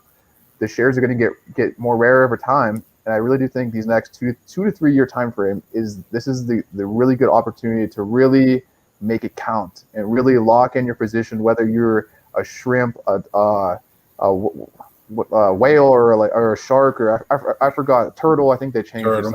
Right. Turtle, whatever they are. Just really try to just preserve your rate in the system.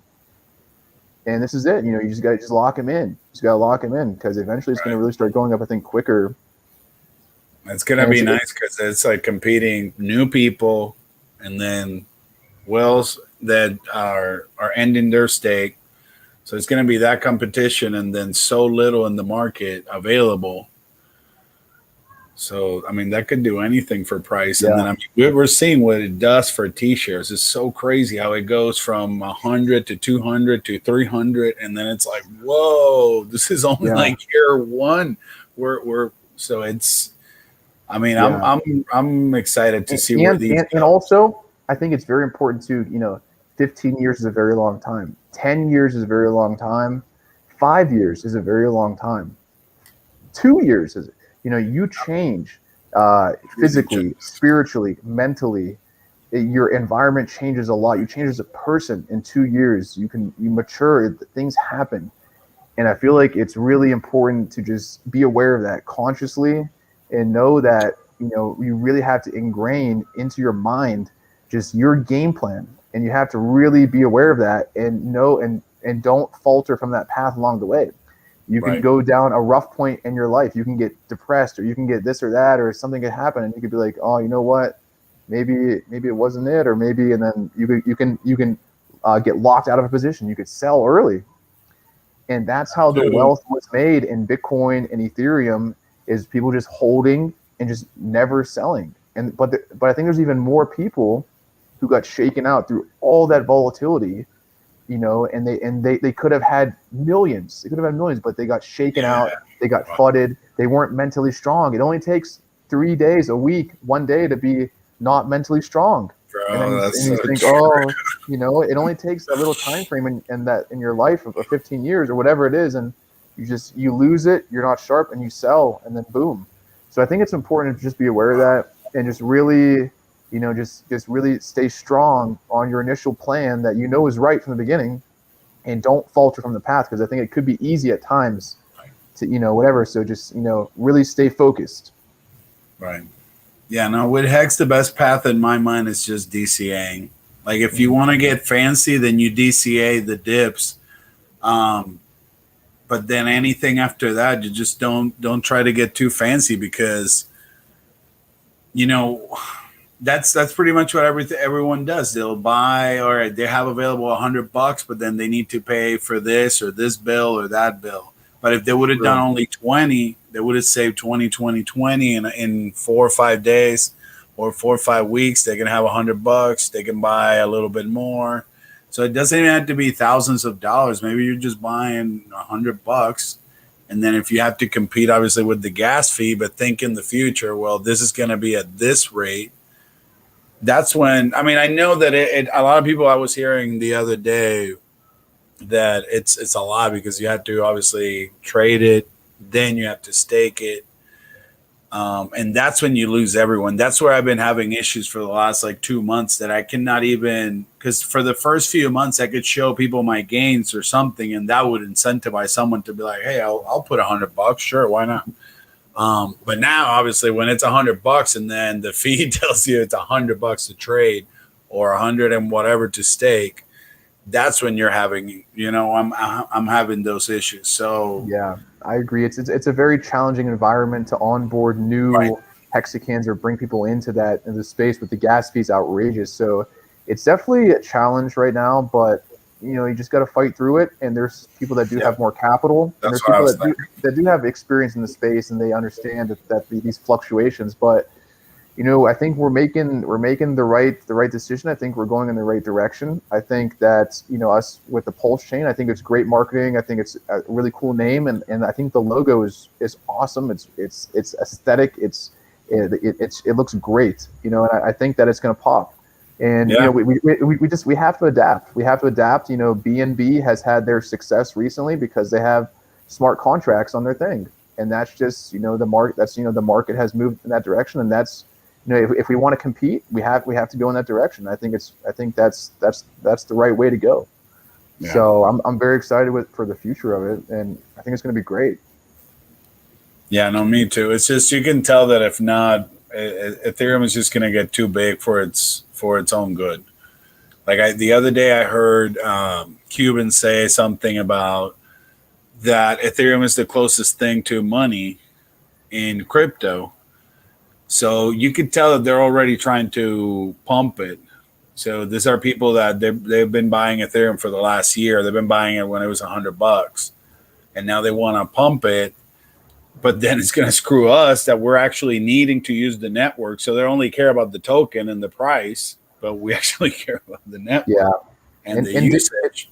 And didn't Richard say that like eventually, which I don't know if ETH is already at possibly max capacity, but eventually the blocks just get full, which I think we're kind of like, and then it's just like almost unusable. And I think we're reaching kind of those levels, now just about. And if with this upcoming fork, 2.7x, and then who knows what else could happen. I mean, it's almost unusable. So it's just like, yeah, but then what if that's what they want though, Ryan? What if they want like a silver to Bitcoin? So yeah, sure. Whoever got a bunch of Ethereum in the last however long, now it's like, oh sure, well I want $10,000 ETH, or I want, it to be at a ratio of, Bitcoin is 67% of the crypto, whatever it is right now. I don't even know. I haven't checked in a while.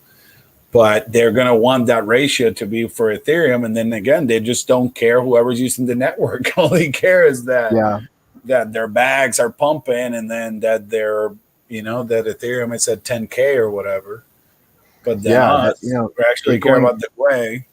Yeah, it going to 10K or 15K or 20K. I mean, that could really adversely affect just, the overall, just the gas fees and the smart contracts and how they operate. I mean, that could be just outrageous. But it's ETH has challenge, it has problems, and it's, they're trying to fight through it. They're trying to solve these things, but it's just like, it's an ongoing process. They have these little forks and updates, and then the ETH 2.0, which who the heck knows what's going on with that. But and they're moving away from the proof of work into the proof of stake system. But it's just like, how long are they even going to work on this for? It's just like that's the beautiful thing about Richard forking it is, I mean, he mentioned about staying on the network and the chain with the most economic energy, and now we've seen that, hey, maybe it does make sense that that if we're spending, I think it was like $15,000 to $25,000 a day to Ethereum miners, which are pretty much middlemen, and then with the S load, that the S load function increase that's going to be happening, I think like in the next 2 weeks, that's going to make like the cost of ending stakes, I think, about like 2 times as much. And so it definitely was something that I didn't think we would see so quickly, because I remember like the 1 penny to 5 penny, and then it came to $1 for the ETH fees, and now it's just become very congested and very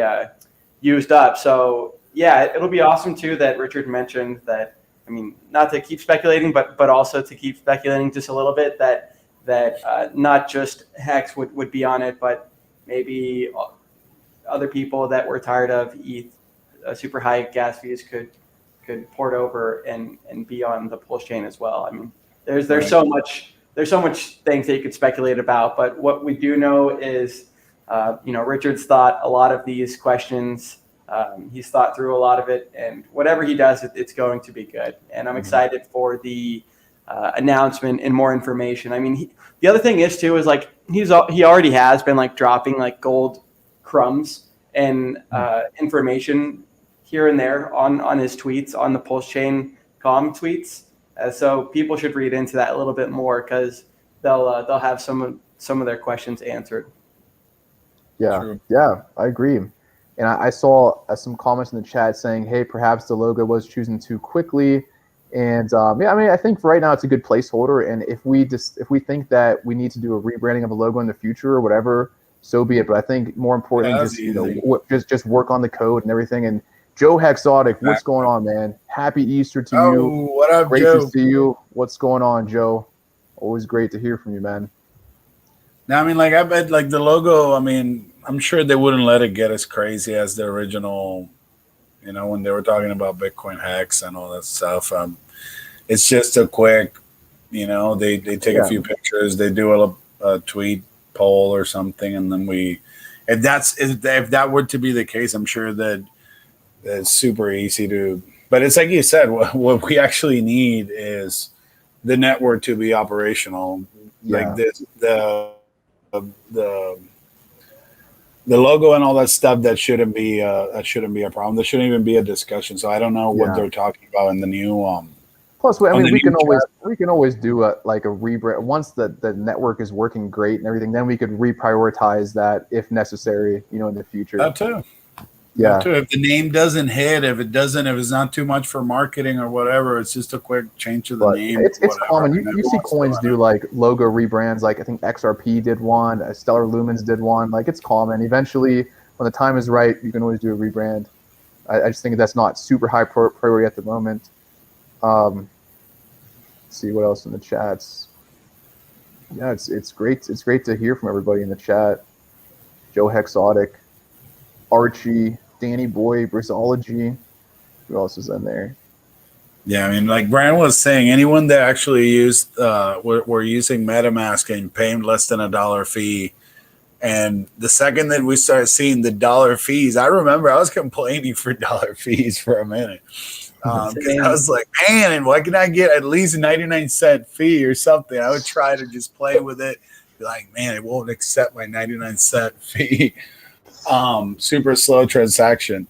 But now it's like, it's crazy. But then if they can make it all clunky and, you know, it's still valued at 10K, 15K, whatever, then they don't care. They're not going to care about the people actually using the chain. They're just going to want them to use something else. And they just keep, like I said, they just don't use the chain the way we use it. They're just going to they can buy one time from OTC or whatever, some OTC desk in wherever place.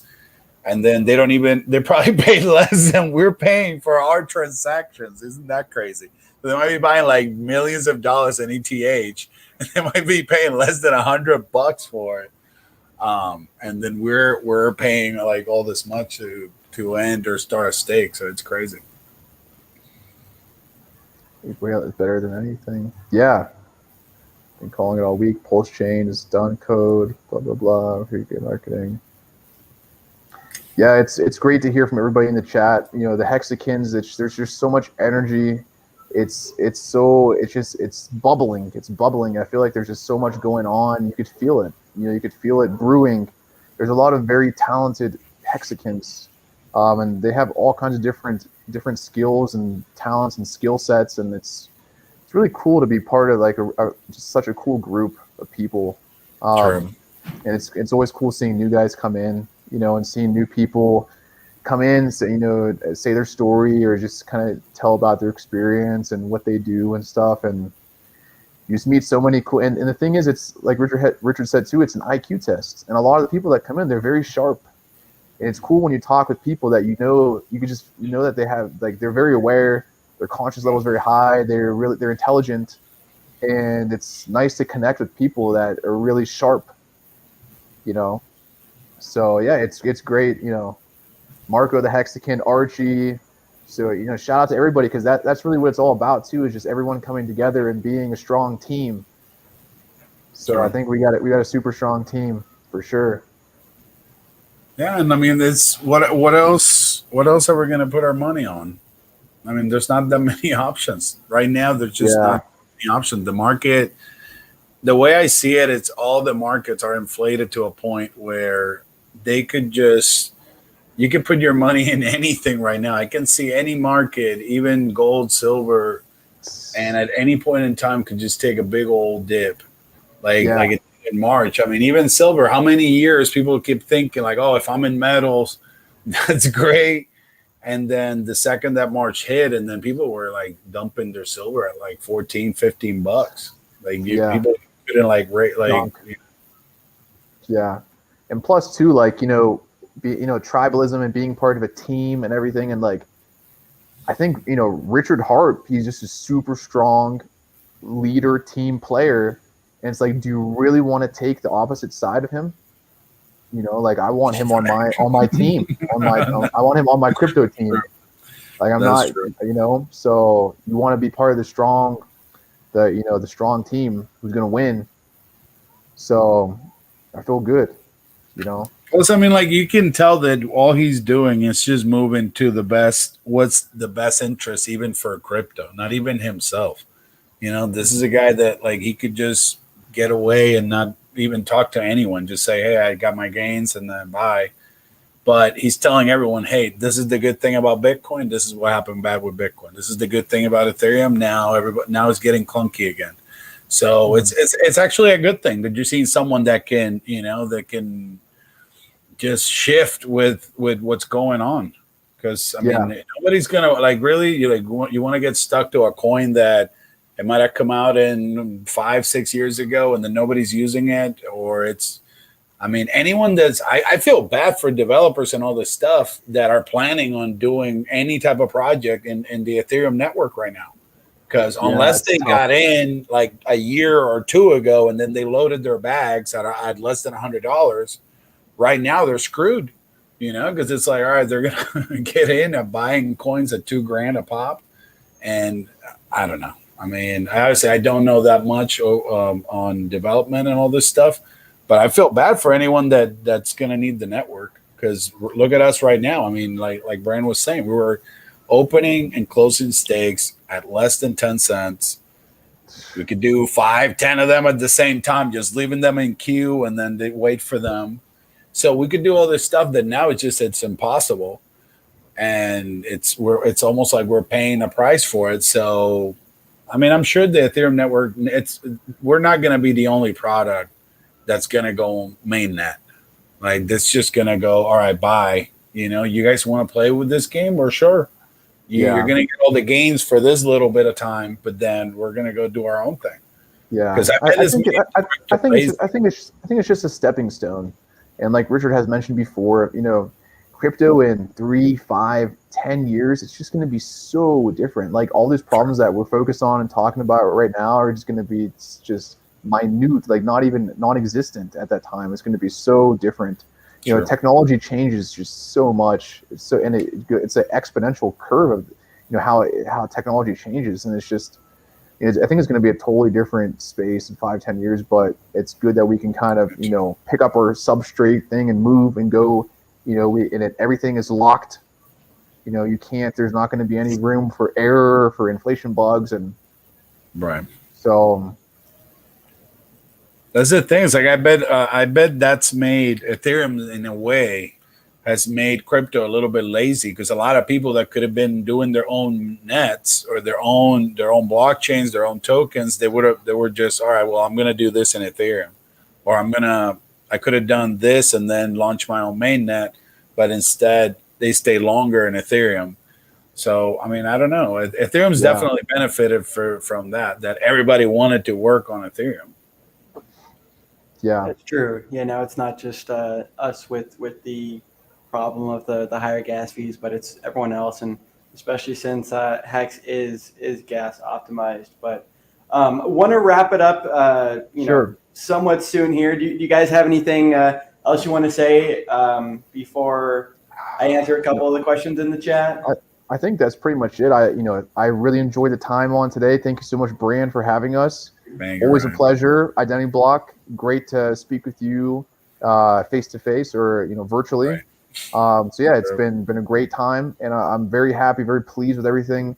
Price looking great. We're about to break through this all-time high. It looks like this is our second time testing these highs at 2 cents, and it looks great. PulseChain looks good. Everything's looking good, and just shout out to all the Hexicans out there, and just keep focusing your energy, keep staying tuned in, just keep polishing yourself and keep staying sharp.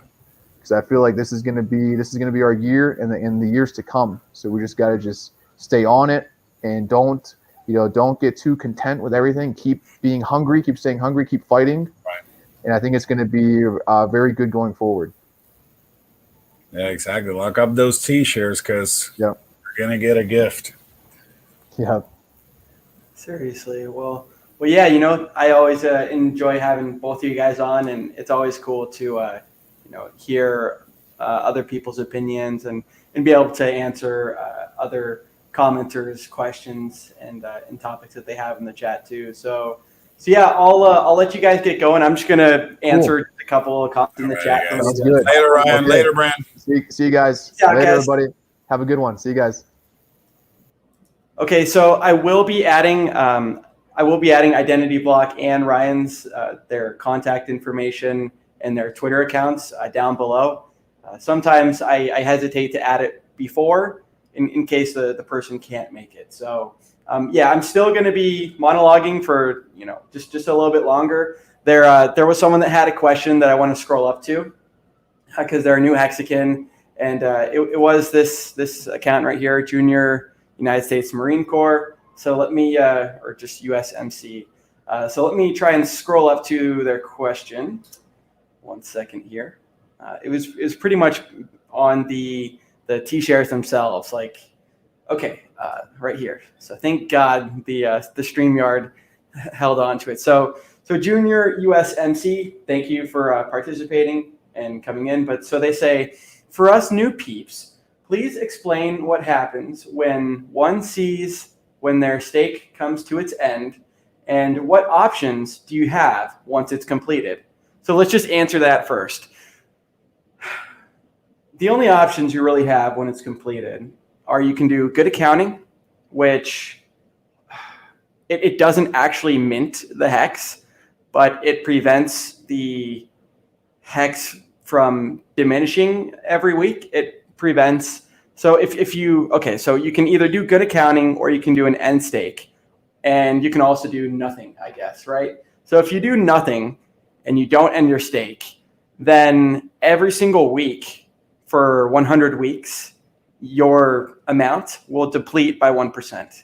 And so pretty much that actual amount that's being depleted by 1% gets paid to the stakers and partially to the origin address as well. So they say, do you start a new stake?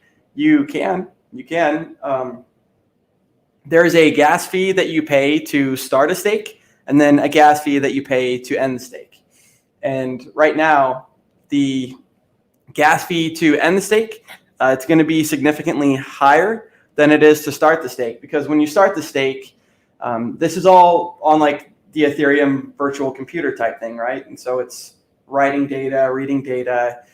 So when you start the stake, it's just marking that time in history. But when you end it, the miners, they have to verify that all of the days that you've staked for, they have to go back through the blockchain and pretty much verify that data. So you will have to end the stake, and then you could start another stake. I know my brothers asked me the same thing, because I set them up with some stakes for Christmas and their birthday. And he's like, Bran, is there any way that I can keep this same stake but extend it out or not end it? And that's kind of the whole concept of HEX, is there is no way to do that, right? You end the stake when you said you would, or within 2 weeks. So that's one thing I forgot to mention, is you have 2 weeks, a 2-week grace period, until now. Every subsequent week, you're getting depleted by 1%. So I wanted to answer that question. Let's see. So they also say, and thank you, by the way, because I love going back to questions like this, because most likely you're not the only one with that question. So they also say, reinvest the principal and take the profit. Do you get penalized if you forget about your stake and it ends, but you don't do anything? Does it start to decay? Yes. So yeah, it does start to decay after 2 weeks. So you get a 2-week grace period. And then, yeah, when you mention, like, do you pull profit? Do you put profit and the principal back in?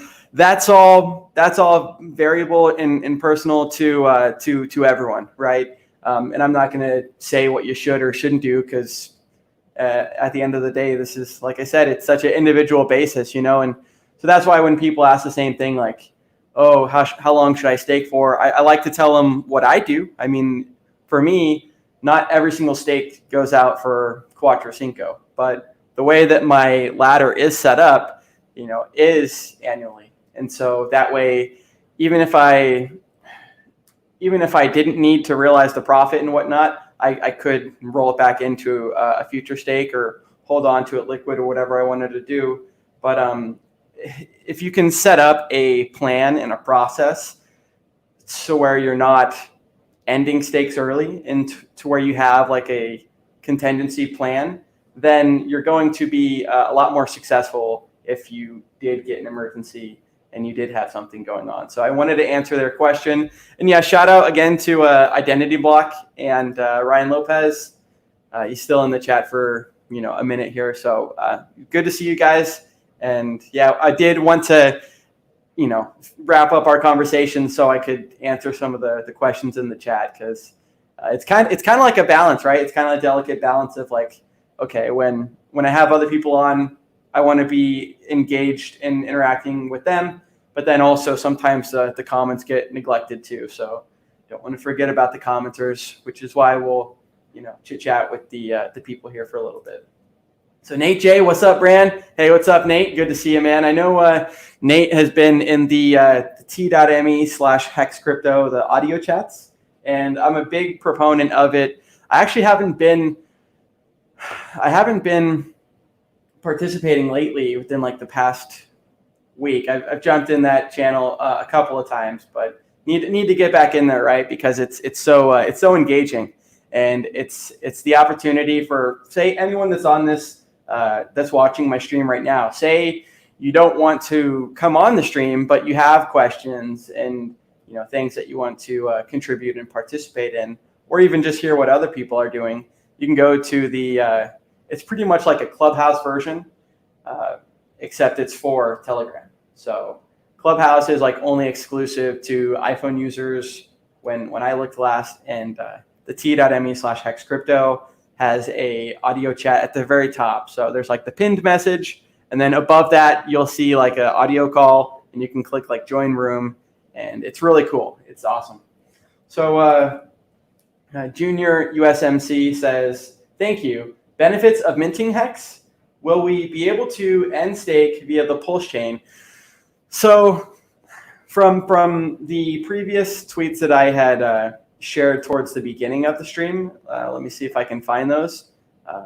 There was, let me just get to it actually right here, since I got it pulled up. Let me just share with some of the PulseChain info, because I know it's new, it's exciting. I mean, I'm very excited about it as well, but I'm also kind of under the same premise and guys that, hey, it'll get here when it gets here. I mean, Richard mentioned initially when Chris Black asked him that the projected end date would be 6 months. So we'll see. Might be sooner, might be later. No one knows.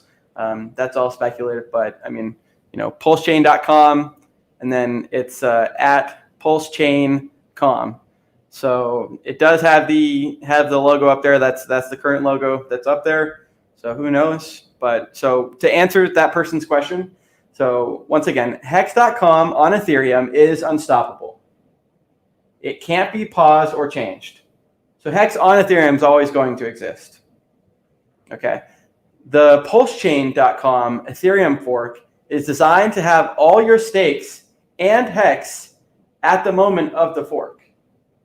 So from what I get from that, I think it's just going to be a copy of liquid and staked on a different chain. So essentially, from what I gather, I think it's going to be like a double of your. It's going to be like a double of your Hex and your stakes. From what I can see, I mean, I could be wrong too, which is why I don't like to speculate all the time, because at the end of the day, no one really knows. We'll find out more information, but these are just some of the breadcrumbs that Richard has shared. So it says you'll have them on two chains. Freedom means having choices, a sum greater than its parts. And I totally agree with that too. I mean, it's cool that the way that HEX was launched is immutable.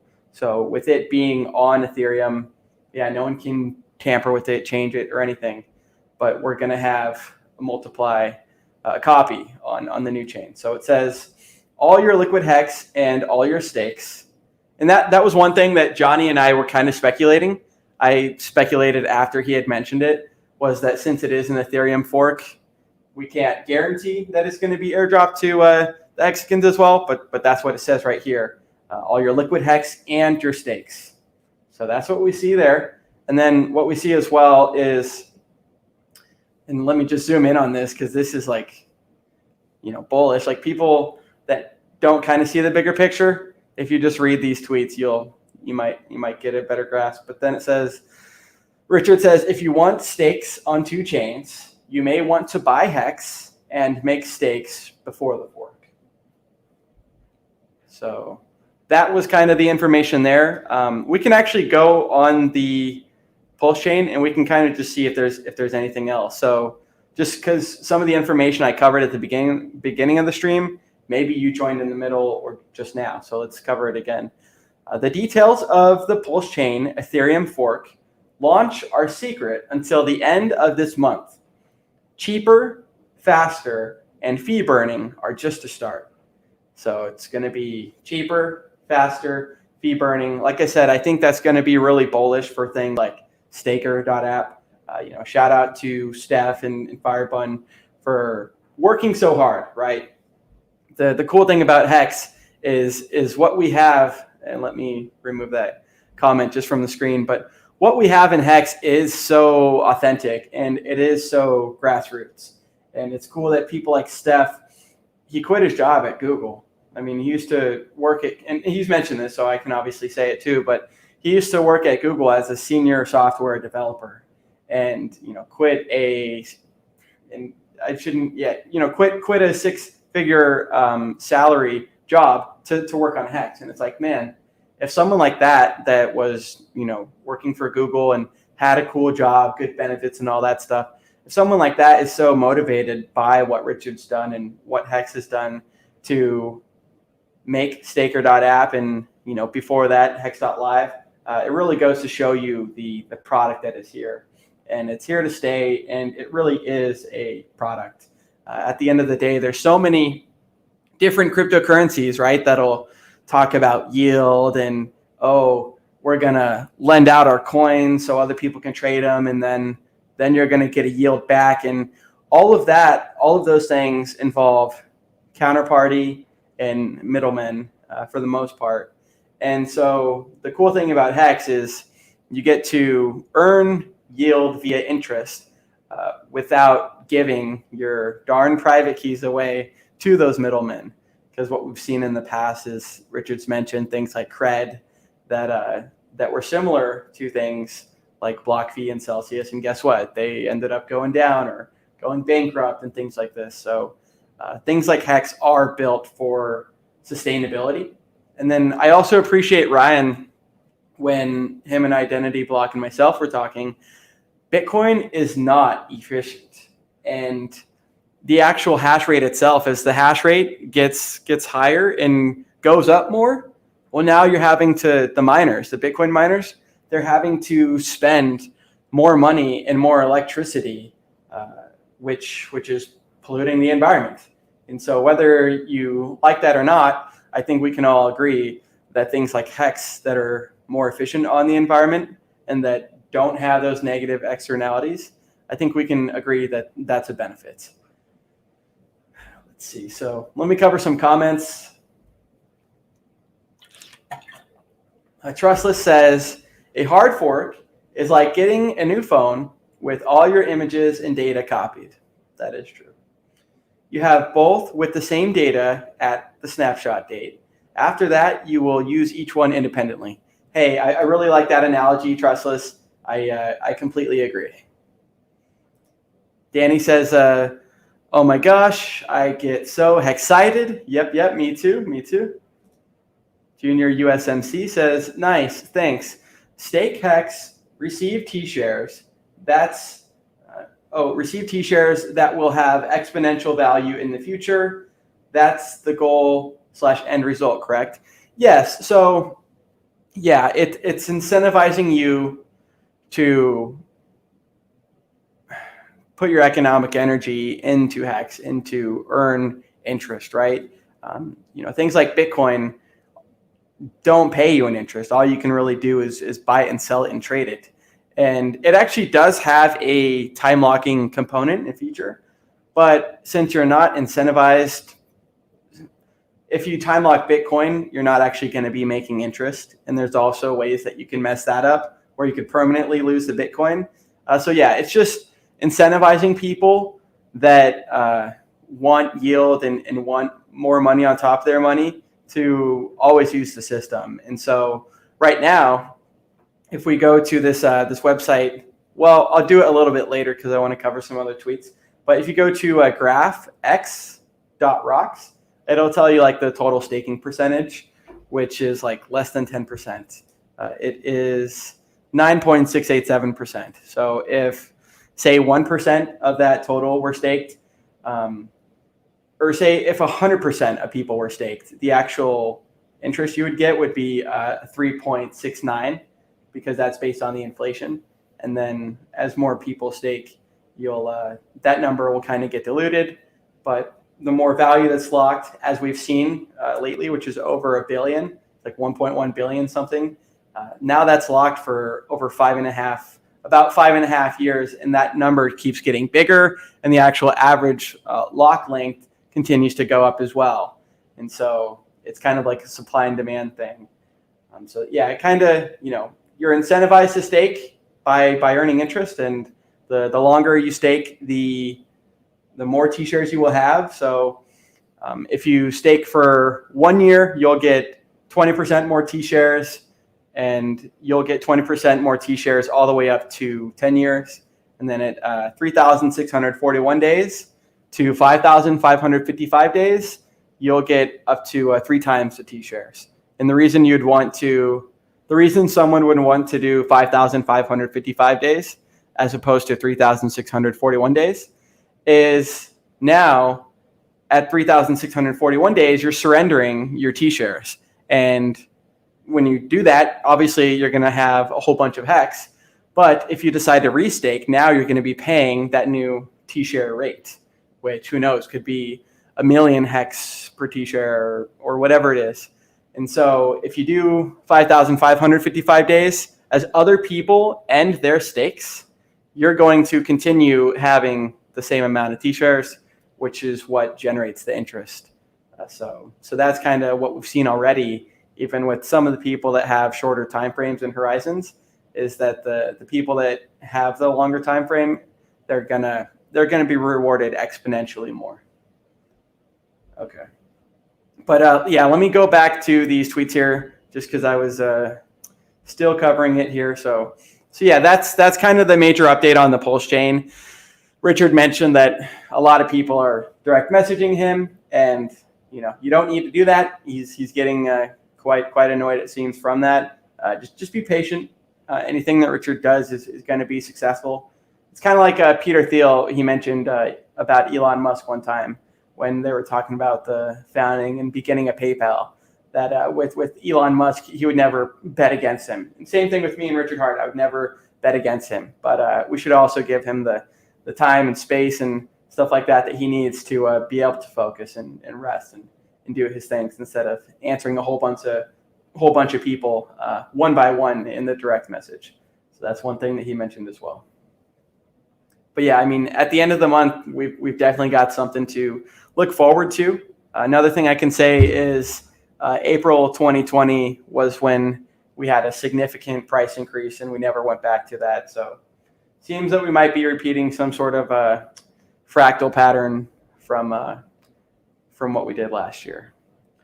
So yeah, I think that's all I'm going to cover on the tweets right here.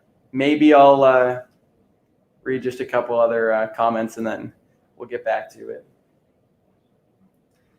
Thanks for responding to the noobs questions. Huge, babe, huge. Love it. Yeah, I mean, here's the thing. I love seeing, Richard has mentioned this as well, that like the people that are already in, they're already in.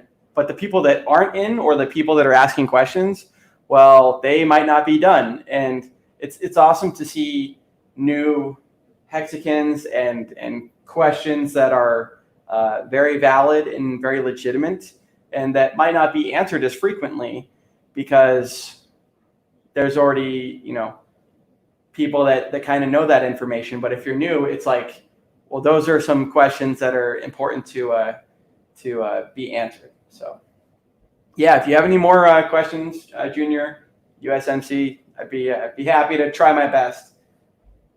Brazology says, don't bet against Richard, you freaking plebs. Yeah, exactly. And I think it was definitely a statement when Richard had mentioned that his DMs are getting blown up. So he'll definitely say something if he's feeling it, or if he's being overwhelmed in that regard. So yeah, that's why he kind of released those breadcrumbs, right, about the stake being on 2 different chains, and it's going to be for liquid hex and staked hex, things like that. So he's already kind of thrown some breadcrumbs that I'm guessing people just wouldn't shut up about DMing him. So it'll be here sooner than we know it. I mean, it's already Easter Sunday, and at the end of the month we'll know more. So, but all I can say is when I see Richard is excited about some of these developments that the PulseChain is going to have, that some of these other Ethereum and other networks don't have, like, it just makes me wonder, man, what could those features be? Because I really don't know. Let's see.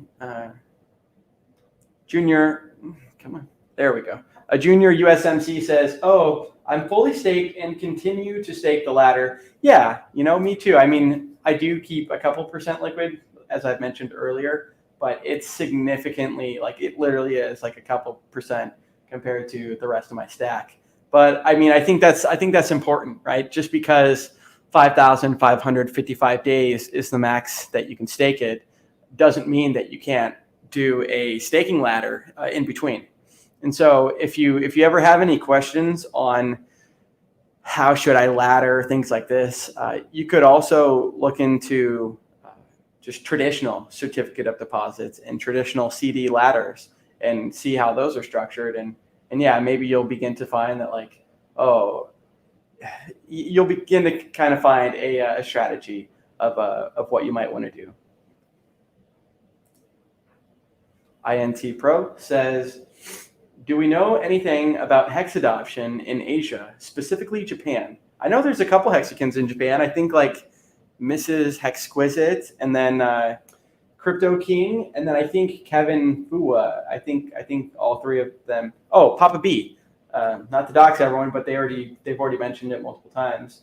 I'm pretty sure all of them are in Japan. Oh, they also say, I have friends there. Maybe I should push on them a bit harder. Well, and that's the thing too, is no one likes, and I'm not saying that this is the vibe that would come off, but we all kind of had that like Amway friend that like wouldn't shut up, or like the family member that, the person is kind of just pushing something the whole time, and then you find out it's probably not the best deal. I guess I could do an exception for something like Hex because it is so beneficial and it is so helpful. But I think people, the more that people can become educated on Hex, and the more simple that you can break things down, then the better the person will understand it, and the less questions they'll have. I mean, at the end of the day, cryptocurrency is the highest appreciating asset class that the world has ever seen. And then we've also learned just from history that instead of doing things like other ventures or mining, as far as like proof of work, per se, just buying and holding the coins seem to historically be better. So what better than Hex, where you can buy it and hold it via staking it and be earning interest on top of the principal. And then that doesn't even include the price appreciation. So if you take the principal plus the interest, and then you add those 2 together, and then when your stake ends, you take that number and you multiply it by the price appreciation that it's done. Well, now instead of 352x, now you got plus the 40% APY, or how much interest you've earned. Now you got a significantly higher number year over year. So it's it's super exciting. And the other thing is too, is like, I mean, I know right now the gas fees are high, so it's kind of not the best example with $100, but even people in the beginning of HEX that just had $1,000 here, $100 here, $10 here, and just kind of did a dollar cost average or some sort of average. Those people that still held on and staked or even held liquid had significant price appreciation that we've all seen in HEX. And I say this a lot, but like if you take the amount of like say US dollar worth of HEX that you have currently, and you multiply it by 100 or you multiply it by 1,000, like those are all things that are realistic for the future. And HEX has already done 352x in 1 year. So like it's not going to take long for a lot of the Hexicans that have already been in for a while to really be set for life. And HEX is I mean, it is designed to be the highest appreciating asset in the world, more than Bitcoin. Bitcoin went up 6 million X, and HEX has gone up 352X. Like it's designed to do that 6 million X and then do more. And it's like a black hole for financial capital and for financial energy. People, especially during bear markets, say 2008 crash, people start to realize like, oh, this asset that I'm holding, like it's kind of like when they say like, oh, you buy a car and it depreciates the second that you drive it off the lot. Like some people have that same thing where they think, oh yeah, this asset is always going to go up over time. And then they realize once the bear market happens, oh, that might not actually be true. And the market kind of always choose what has value and what doesn't. But if you could earn an interest in a bear market that was being paid out daily and that wasn't trusting any middlemen, I think we're going to see a lot of people fleeing and running to HEX when they realize maybe if their coin of choice is going down. So those people eventually realize, and that's not even a big deal because we've got other people in the traditional finance system. I mean, Jane King was a big interview with also like Rick Shattuck, I believe, something like that. And then the Harry guy as well, Harry Dent. That kind of stuff is what we need more of, and what HEX is really not like catered to specifically, but that audience and that generation of traditional finance people, they understand bonds and yield and stuff like this and assets. They also understand that maybe they didn't like Bitcoin when it came out, but it still went up 6 million X. And so things like HEX are really a completed product that are already getting the attention of those people. And just to think that this really is the beginning. Someone else in the chat had mentioned that they can't wait for Richard Hart's like rock star moment. And I agree. I mean, this literally just is the beginning, and it's so cool to be a part of and realize like for the people that get in today or the people that have been in since day one, and if they don't have this perspective, that they should consider it. Like consider zooming out. Like instead of having the binoculars and like being like 100, 200x zoom and being very like day by day and whatnot, if you can kind of just zoom out and be like, okay, well, what did we do in a year and a half? What can we do in 10? What can we do in 5? Things like that are really big picture ideas that will help you understand the future that we're going to. So what else do we got? Walter Aparicio says, I'm allowing my stakes to end, 4 of them this year, and we'll combine them all into one, even if the share rate is different. Yeah, same here. I've had some stakes that were kind of just playing around, right? Didn't expect the fees and all the stuff to go up, but that's obviously a short-term problem for people that are ending anytime soon. But that's what I realized as well was, hey, it doesn't make sense to dilute the economic energy for me personally into a whole bunch of stakes. Like I'll just do 1 stake per year or 1 stake, maybe 2 stakes per year, things like that, where you're not diluting that T-share value completely. Because if you've got 100 stakes, 200 stakes, things like that, that's fine. Everyone's entitled to their own staking choices, but you might, currently, you might now be paying significantly more just to end those. And that could take away from the from the profit and from the things like that. So yeah, Marco, hit the like. Yeah, totally hit the like. Danny says 1,000x is flipping insane, life changing. It's true, Danny. I know I've heard a little bit about your story too, and yeah, like I said, I mean, 100x on $100 or whatever X you want to use can really change people's financial just financial structures and their lives. It's already made a lot of new whales and will continue to do so.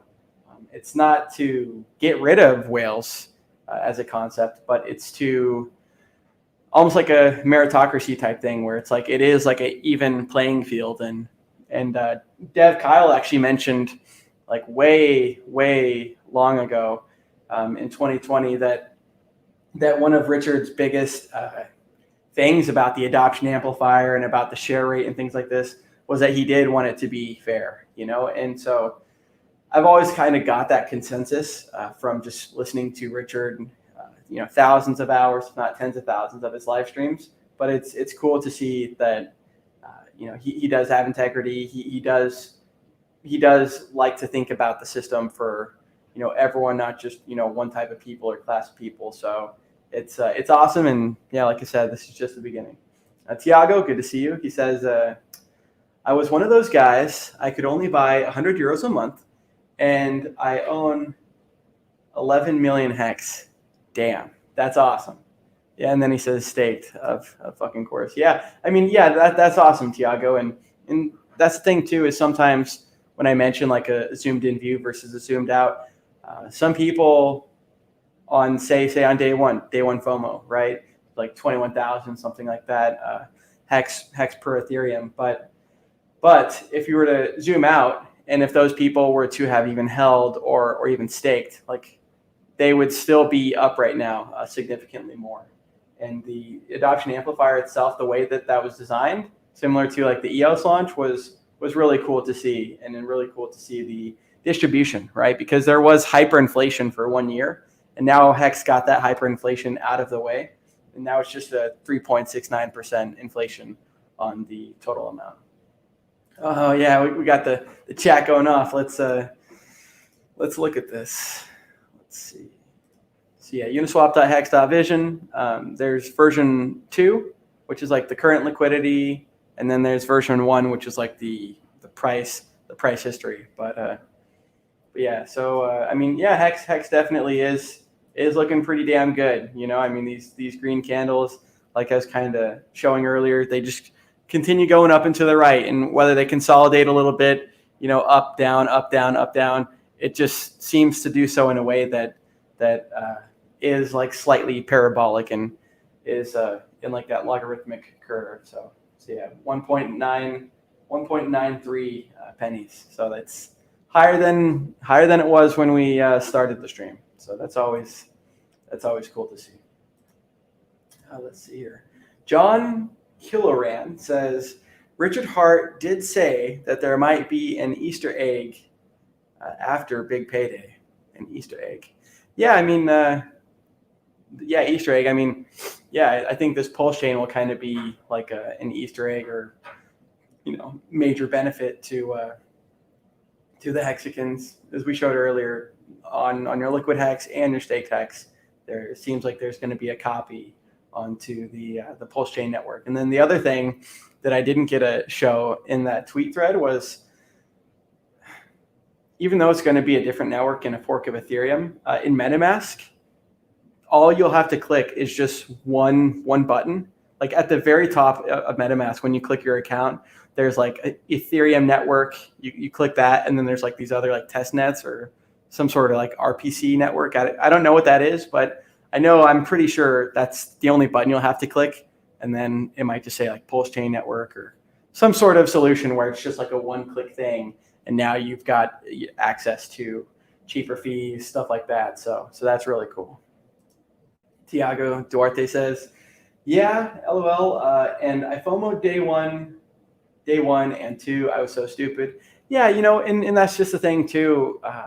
Even for people like Richard that had mentioned about, people shouldn't be FOMOing on day one and posted the Ethereum charts. Like sometimes, especially with that excitement, right? There's so much built up energy of Richard saying 4 more weeks and, of these ideas and of his streams that, a lot of people did the same thing. And I did the same thing too.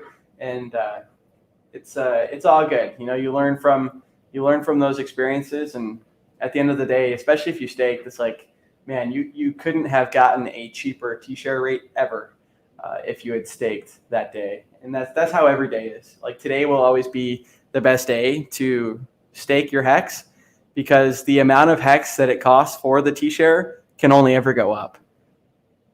And that's what mimics compounding interest. Let's see what else we got. Hex Diablo says, that is effing beautiful, folks. Hey, I agree. Nas Hex, hey, brand man. Hey, Nas, what's up? Good to see you. One thing before I cover some of the other comments that I didn't get to do, but I feel it's relevant, is the Hexican.Vegas, right? Because I talked a little bit about it. So let me pull that up real quick. 1 second, the internet's waiting to load. So Hexican.Vegas, it's going to be June 24th through the 27th. Matty Allen, the same Matty Allen, Allen, same thing. The same gentleman that hosted the first HEX conference, he's also going to be hosting and coordinating the. Why is it not working? I thought it was Hexican.Vegas. Okay, well, I guess it might be down for right this second. But the long story short is that's the first time I've seen it down. But Hexican.Vegas is what was there previously, where June 24th through the 27th, if you can make it, there's going to be a lot of Hexicans meeting up in Las Vegas. And that way, we've done a lot of interacting, even in this stream, with myself and Identity Block and Ryan Lopez. But it'll be cool to see the Hexicans in person. The only Hexican I've met in person was RG3 when he was working this travel job, and he's in the Seattle area, and him and I got to eat some food. But I actually still need to hang out with Crypto Kool-Aid because he lives in the Seattle area, and then El Hexidente and I have chit-chatted a little bit too. But Hexican.Vegas, it's going to be a great time. I tell you what, Hexicans always seem to do things exponentially bigger and better and more badass, I guess, than some of the other things that we've seen. So it's going to be a great time. For those that can make it, it's going to be great. For those that can't make it, it's still going to be great because you're gonna have a whole bunch of people that are there, including myself, that will try and post as much information or like as much content, as possible that people feel comfortable with. Otherwise, after the thing is open, after the conference is over, I'll take my body cam footage, whatever I get there, and I'll make like a compilation or a montage. Hey, nice. You're in Maple Valley. Yeah, I grew up in Maple Valley. Very familiar with that area, and I live in Seattle, Bellevue area. So Pacific Northwest. Tell you what, Maple Valley's definitely blown up. Lots of people in the Seattle area going over there. Tiago says a lot of Hexillionaires together. 0.0 stay safe. Operational security definitely is something that is important. Obviously your safety and stuff like that is important as well. The thing that doesn't concern me as much is I would never bring my hardware wallets, seeds, any of that. I don't have access to that. So definitely not going to put myself in a compromising situation where anything like that would ever be a worry. But Vegas does have the most amount of cameras per like square foot area that I've seen in a long time. And at the end of the day, security is important, and I will definitely take my security seriously as well. OPSEC. Operational security. Yep, you're definitely right. Let's see, what else do we got? So that's pretty much all I got. Mama Rock, hey, good to see you. Hope you're doing well. And that's pretty much all we got. If anyone has any last minute questions, feel free to ask now. Otherwise, we'll probably end it right here. Let's see. T-Shirt Master says, "There's nothing more dangerous in this world than a man with a point to prove. Richard Hart is that man, and Hex is his vehicle." Completely agree. There's this phrase called FU money, right? And Richard Hart has FU money. He's had FU money since he retired when he was 24, which was like 6 years before Bitcoin came out, something like that. And he's had it for quite some time. And he's mentioned that on his streams as well. And he also mentions that he's been able to buy whatever trinkets and toys and gadgets and crystals that he wants. And he's already done all that. And now it's like, okay, now he's kind of similar thing, more bigger picture worldview where, yeah, now it's about the legacy.